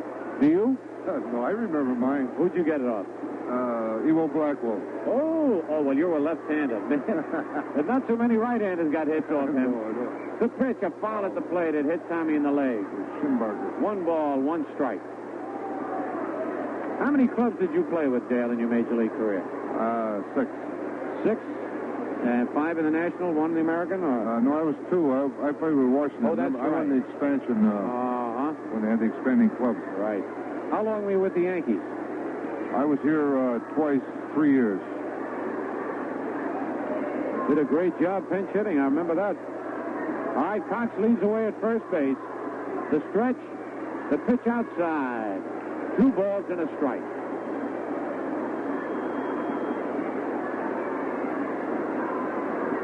Tigers 1, Yankees nothing. Tigers with 6 hits, Yankees with 2. Each team has made 1 error. On deck, Bill Mambo Kett. The stretch by Palmer. Cox leads away. Foul tip off the shin guard of Bill Freehan. The count is even at 2-2. 2 balls, 2 strikes, and 2 outs. So a new ball thrown out to Joe Sparmer. Another big ball game to go after this one.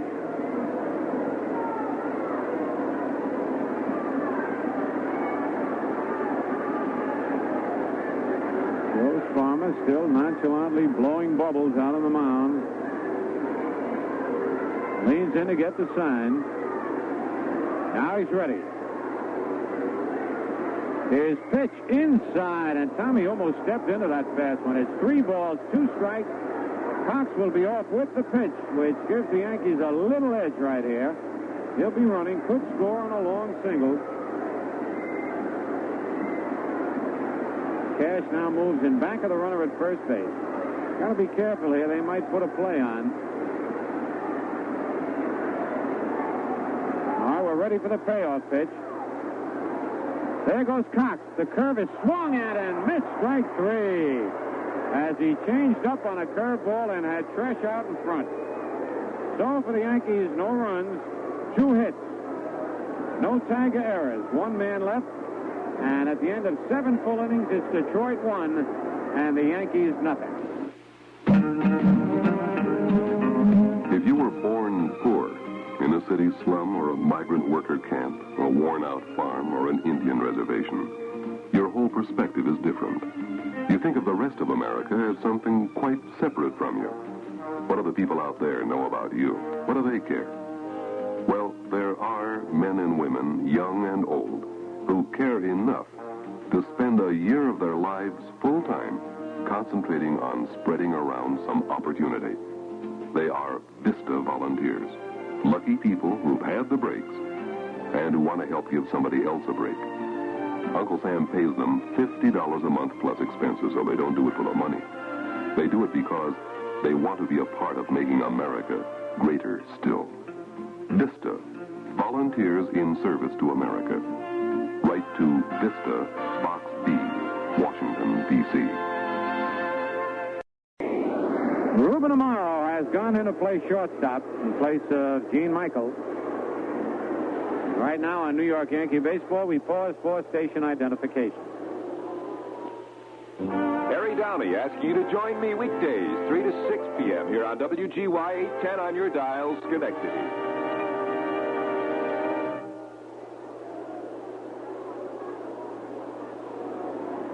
All right, Mickey Stanley has struck out single to center and reached on an error.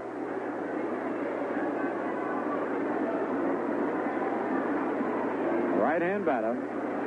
Mambo's pitch, a bouncer foul to the left of the plate, strike 1. Bobby Cox hustles in to pick it up.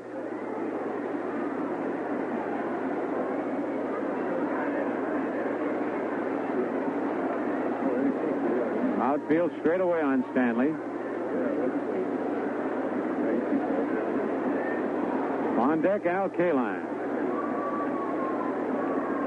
Pitch by Mambo, sidearm curve foul down the left field line, going back into the stands and out of play. 0-2.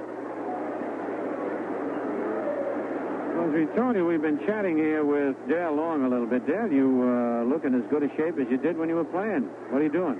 Well, I got a few gray hairs, Phil. No, I don't mean I got them too. I mean your body looks pretty good. Well, I play a little golf. I joined the crowd. No kid, left-handed? Oh, yeah. I'm a hacker. The pitch is just outside. 1 ball, 2 strikes. You ever run into Ted Williams in your travels? Yes, Ted comes around once in a while. I've talked to him a couple times. He's put on a few tons. Yes, I know that. He's a little roly-poly right now. I've been very active up in, I now live up in Albany, New York, Saratoga County. And I fool around a little bit of basketball and baseball now. It's in season. It's a nice part of the country. My daughter went to school there for a while at Skidmore up in that area. Oh, yeah. It's a good thing you don't now, because my son goes to Union. And they have a shuttle between Union College and Skidmore.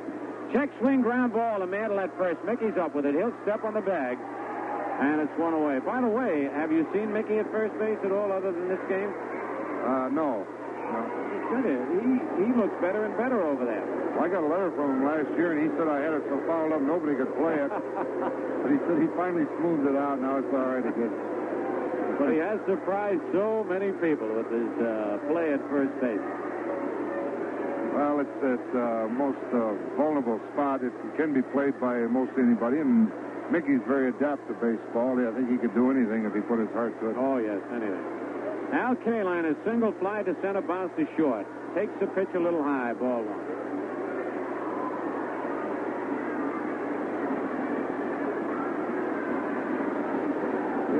Mambo gets the sign from Gibbs. Pitch, swing, and a foul tip, and it nicked Gibbs. 1 ball, 1 strike. Jake flinched a little bit. Jake's got the meat in there again. I tell you, he's got a magnet in that hand of his. He gets hit with more foul tips. So shaking hands with him is like shaking hands with a bag full of walnuts. Most catches are like that, don't you agree? I mean, with the broken Best one I've seen is Jim Hegan. Oh, he was great.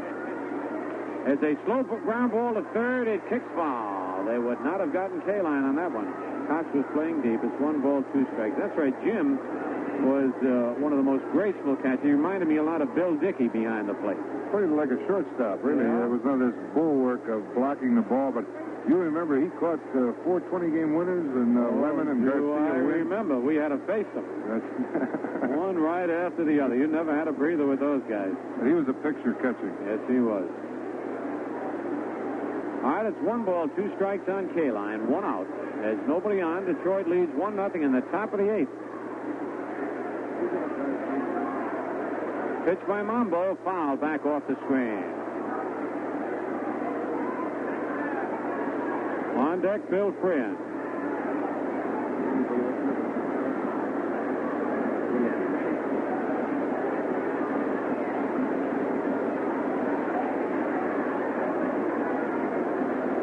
Now the windup. Curve is low and outside. 2-2.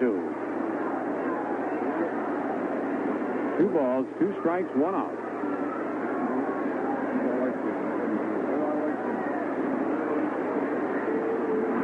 Mambo ready again. His slow curve hit on the ground hard. Cox, nice play. The long throw. In time to get Kaline. And Bobby Cox did not flinch. That ball was hit like a bullet, 1 hop. Bobby got his body right in front of the ball, put his glove right at the belt, and it was right in there. 2 out and Freehan the batter. Freehan has doubled, popped to second, and struck out. Only a baby. Only a baby.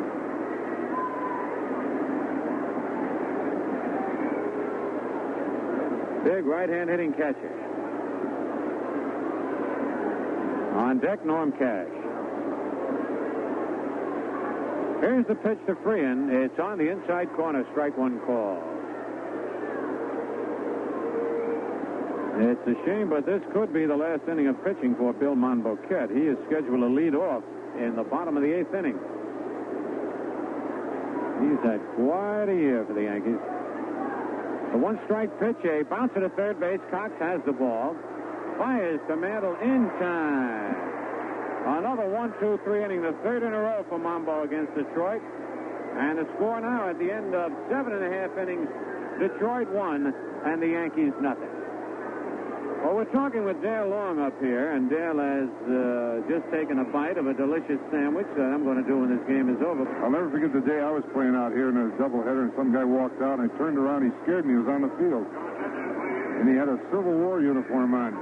He says, "Where's those damn Yankees?" No kid. We had some characters run out on the field. Right now, here's a pretty good young ball player, Andy Costco, who will be pinch hitting for Bill Monboquette. So Mambo worked 8 real fine innings again. He allowed 6 hits. He did not walk a man, struck out 5, and allowed just the 1 run. So Andy Costco comes on. The Yankees trailing by 1 here in the bottom of the 8th inning. Andy's been up 6 times with 2 base hits. Takes the curve over, strike 1 call. Andy has not started a game. He has been used just as a pinch hitter. Outfield plays him straight away. Costco, a right-hand batter.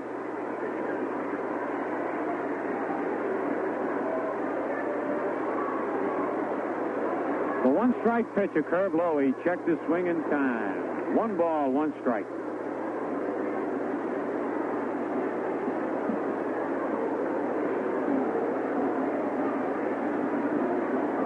Gets the sign from Freehan. Rocks back. Fastball, base hit to center field. Costco hit a bullet right up the middle. So Andy's 3rd pinch hit this year. The 3rd hit off Farmer. And now the top of the Yankee order. Horace Clarke, Jake Gibbs, and Mickey Mantle follow. Ralph Houck has said so often one reason the Yankees are playing so much better ball is because of the bench he has right now. It's the best bench he's had since 1964. That was the year that Yogi Berra managed the Yankees to a pennant, their last one. All right, Horace Clarke 0 for 3 in the ball game. Bounced to short, twice hit back to the box. Wirt moves in at third base. Costco leads away. Here's the stretch. The pitch. He squares, bunts the ball. It's a dandy. Farmer has to go to first. In time, almost threw the ball into right field, but the sacrifice is successful. It moves Costco to second base. The play goes from 1 to 4. The pitcher to the second baseman covering. And it brings up Jake Gibbs.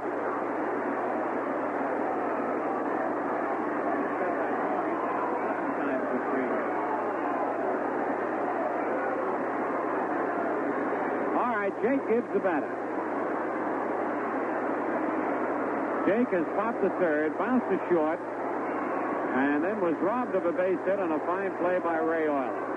Andy Costco, the potential tying run at second base, and on deck, Mickey Mantle. The crowd is building up for when Mantle comes to the plate. He pitched to Gibbs, a bouncer right back to Farmer. He wheels, throws to first, though. He had Costco hung up between second and third, but did not throw.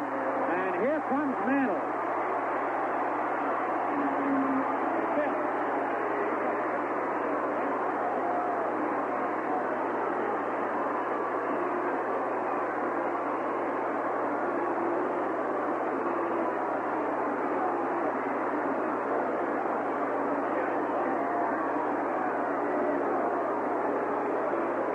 Mickey Mantle, who has walked, reached on an error, and bounced to first. Costco at second with 2 out. We're in the bottom of the 8th. Detroit leading 1-0. Here's the stretch by Farmer. His pitch. High drive to deep left field. Way back. Way back. That ball is in the bleachers for a home run. Wait a minute. It bounced into the bleachers. The ball bounced into the bleachers in deep left field, and the ball game is tied up 1 apiece. Holy cow, did he hit that one to the opposite field. That ball was over 400 feet. It bounced on the running track and then into the bleachers. It looked like it went in on a fly. The ball game is tied up 1-1. And this crowd is standing here at Yankee Stadium. Oh, man, did he tag that one. No. And you just heard the echo of that blast that Mantle hit, a firecracker. Here comes Mayo Smith out. It'll give me a chance to catch my breath. One of the longest opposite field baseballs ever hit. That ball was close to 450 feet to left field. It took one bounce over the auxiliary scoreboard and into the bleachers, and Farmer is coming out. And that's enough to shake anybody up. Mickey Mantle. I mean, you just can't say enough about this guy. Holy cow, did he hit that one, and they want a new pitcher out there. So the Yankees now were hitless up till the 7th inning when they got 2 hits, Robinson and Cox, but didn't score. Here in the 8th, Andy Costco started the rally, pinch hitting for Bill Monboquette, and Costco lined a single to center. Then Clarke sacrificed in the second. Gibbs hit back to the box. Costco held second, and on the first pitch to Mantle, Mickey hit one 9 miles to left field. It took one bounce into the bleachers, and the ball game is tied up with 2 out. Mantle at second, and Roy White the batter, and a new pitcher coming in for the Tigers. Well, Mr. Long, have you ever seen any ball or many balls hit to the opposite field that far? I saw a couple of them, and he hit them all. Okay. You scared me there for a second, because I can never remember one being hit to the opposite field that far. outside of Mantle. I'm not talking about the home runs he hit in World Series in Pittsburgh and in Ebbets Field and in every place he played. He's hit him a long way. I saw him hit one in Cleveland one day the same way, opposite with right-handed, though. And he hit it on top of the Cleveland bullpen. That's right. Remember that one? He's awful strong. Well, I'm glad I came today to show and witness that. Well, I'm glad you came because you said you were the good luck charm for Cox to get his first base hit. And you're here now with Mantle hitting that tremendous double. And John Morton is coming on. Jonathan Edgar Morton, Jr. 6 feet tall, 205 pounds. He's only played 2 years of professional ball. In 66, he was with Daytona Beach. In 67, with Rocky Mount. He has won 3 and lost none. And he's only been in 3 ball games. This is his 4th appearance of the year. He's only pitched a total of 3 1/3 innings. Has not allowed a run. Has allowed just 1 hit. Walked 2, struck out 1. Man, I'd say he came in at the right time and got the job done, Dal. Many times, it looks like. Maybe we can tie one on him here, Phil. Make him 3-1. Would you do a little talk and tell some stories or sell some Sears merchandise while I get my breath back? I yelled so loud on that ball Mantle hit. First, I thought it was in the seat. That I got dizzy. I have low blood pressure, and I yelled too loud and jumped up too quick. Go ahead. You didn't jump very high because you're not too big, It's sure great to be down here, Phil, and see this fine crowd that turned out today for Cap Day at Yankee Stadium. That's another thing you did. You brought the biggest crowd of the year here. Well, I don't know.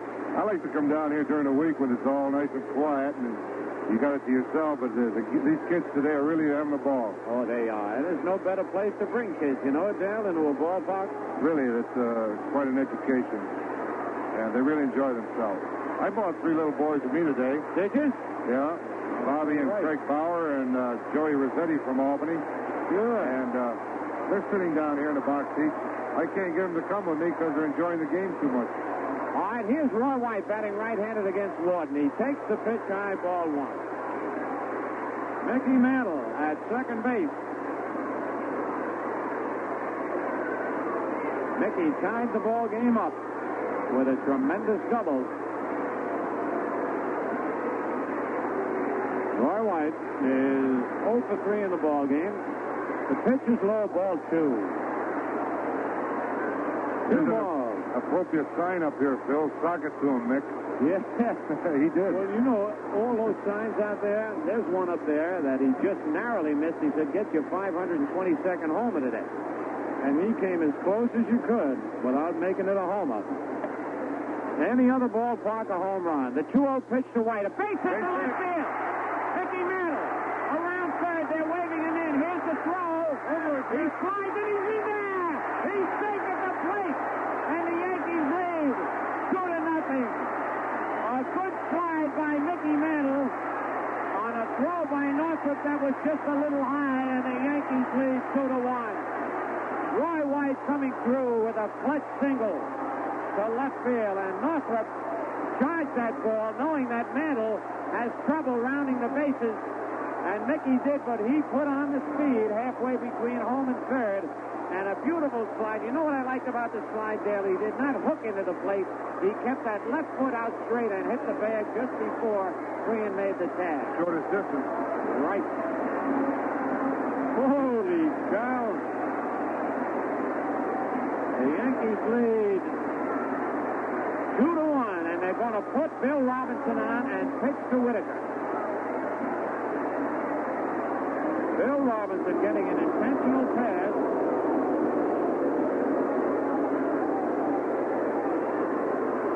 With Roy White, who went to second base on the throw to the plate. So White, leading the major leagues in hitting before today's game, gets his first hit. He's 1 for 4. But a big RBI.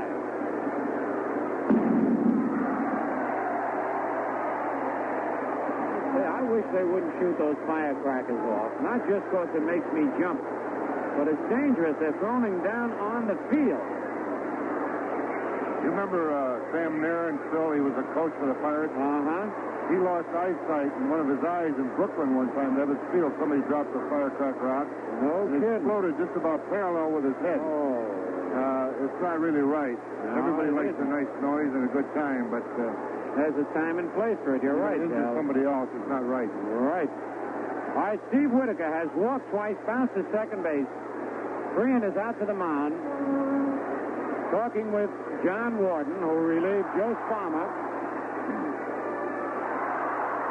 You can hear the kids charging. All right, White at second. Robinson at first. 2 outs. Stretch by Warden. Pitch to Whitaker. Strike on the outside corner. Bill Robinson got the first Yankee hit in this game in the 7th inning. Cox got a hit. Pasco got a hit. Mantle got the big hit of the ball game, and then White single to drive in Mickey. The Yankees lead 2-1. The stretch by Warden. The pitch outside. 1 ball, 1 strike. Steve hangs in there pretty good, Phil. He does. You know, they've changed the stance, Dale. Yeah. You remember they used to have a wide open stance. Right. And he was trying to pull that outside pitch too much. He has closed it a little bit. He's still a little open. But he's able to go better to left field with the pitch. Fastball hit to left field. Coming on Northrop and makes the catch in short left field. He almost got one in there. But the Yankees come up with 2 runs on 3 base hits. No Tiger errors. 2 men left. And the score now at the end of 8 full innings, the Yankees 2 and the Tigers 1. On the go, go with Atlantic Imperial gasoline and drive the Imperial Road. Atlantic keeps your car on the go. Atlantic keeps your car on the go. So there is so much you can see. The view is fine and it's free. Don't worry about how your car will perform along the way. Atlantic Imperial gasoline helps take care of that wherever you go on the Imperial Road.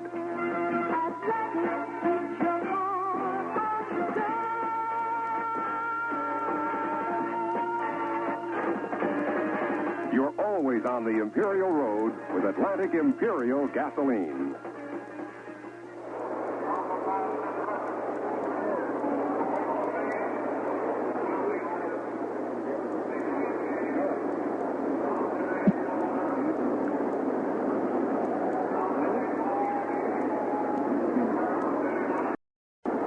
Well, the big left-hander, Steve Hamilton, is coming on, and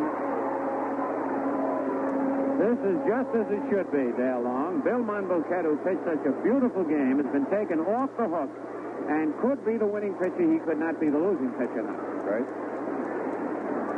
He has pitched some balls. You know, when you get a little older, it's a shame, but the older you get, the smarter you get. Pretty soon the body can't call on the, you call on the body to do something, it won't do it. That's right, if you're too old. But Mambo, who when he first broke in, was just a thrower in my estimation. That's right. And boy, he has changed. He has made a science of pitching now. The kind of guy you'd probably like to catch. That's right. So Steve Hamilton will be trying to nail this one down for Bill Monboquette and the Yankees. He'll be facing Norm Cash, Jim Northrop, and Don Wirt. 2 left-hand hitters, and then a right-hand batter. Cash is 0 for 3. All right, here's Hamilton's first pitch to Cash. A curve, low ball line.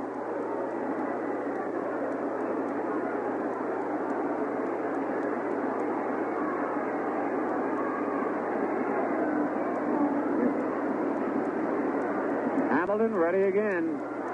Curve over this time. Strike 1, 1-1. Here's the guy that's rough on you left-hand batters, Dale. Sure is. He's 6'7". He leans over like the Leaning Tower of Pisa. You heard that pizza now. Oh, I heard it. I heard it. I'm going to have one between games. Here's the 1-1 delivery. Another curve in there. 1 ball, 2 strikes. Hamilton is making his third appearance of the year. He's only pitched 3 innings. He has not allowed a base hit. Walked 1 man. The 1-2 delivery. Just missed the outside corner and a little low. 2-2. That's what they call a slider on the half shell. Slider on the half shell.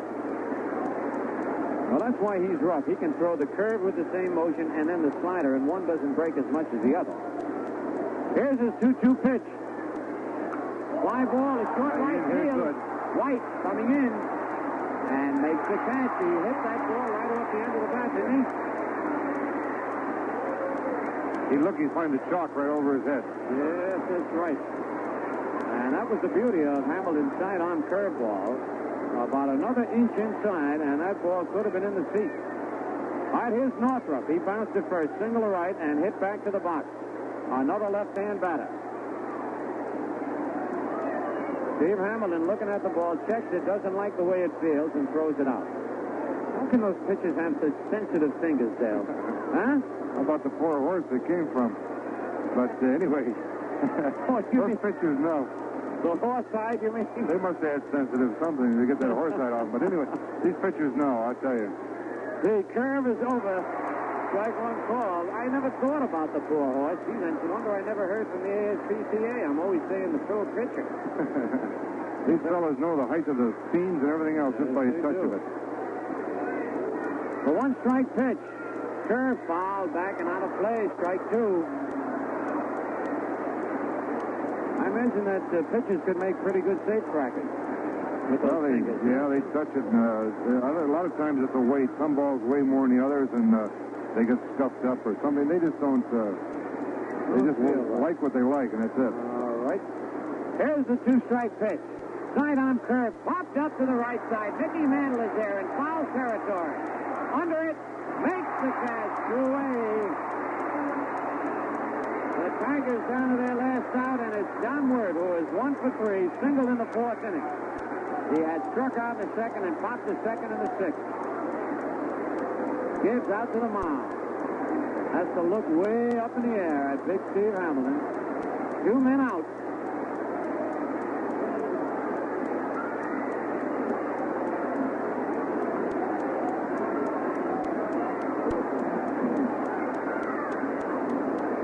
Nobody on. Yankees leading 2-1.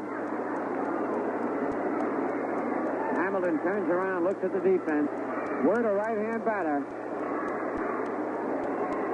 Whitaker in left, Robinson in center. White and right. Here's the pitch to Word. It's a strike on the inside corner, and Word didn't like that ball. Hands on his hip. Shaking his head. Now he steps back into the batter's box. Well, I like it, Phil. Oh, yeah. Nothing you can do about it. Yep. The pitch is outside, 1-1.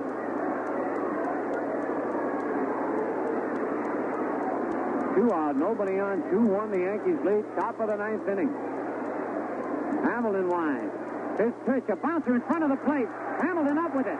Throws to Mantle. The ball game is over. And Steve Hamilton pulls that chain, the victory sign, as he sets the Tigers down in order in the top of the 9th inning, and the Yankees win it 2-1. Well, the totals in the ball game for the Yankees: 2 runs, 5 hits, 1 error. For Detroit, 1 run, 6 hits, 1 error. Mambo kept the winner. He's 1-3 and lost 1. Farmer the loser. He's 1-1 and lost 2. Steve Hamilton gets a save.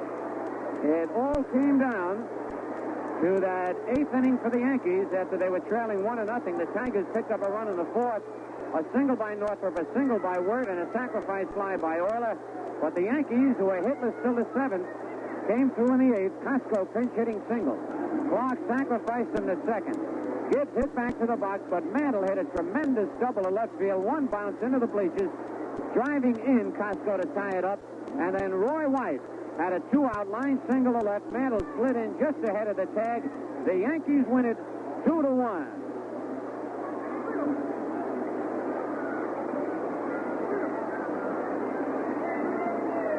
Once again, the totals in the ball game for the Yankees: 2 runs, 5 hits, 1 error. For Detroit, 1 run, 6 hits, and 1 error.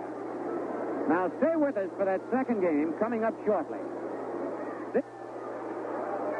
Well, that wraps up the first game of this doubleheader, but we'll be back in approximately 20 minutes with the start of the second game.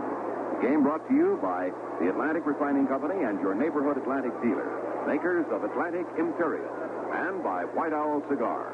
White Owl, made from patiently aged tobaccos for extra flavor and mild.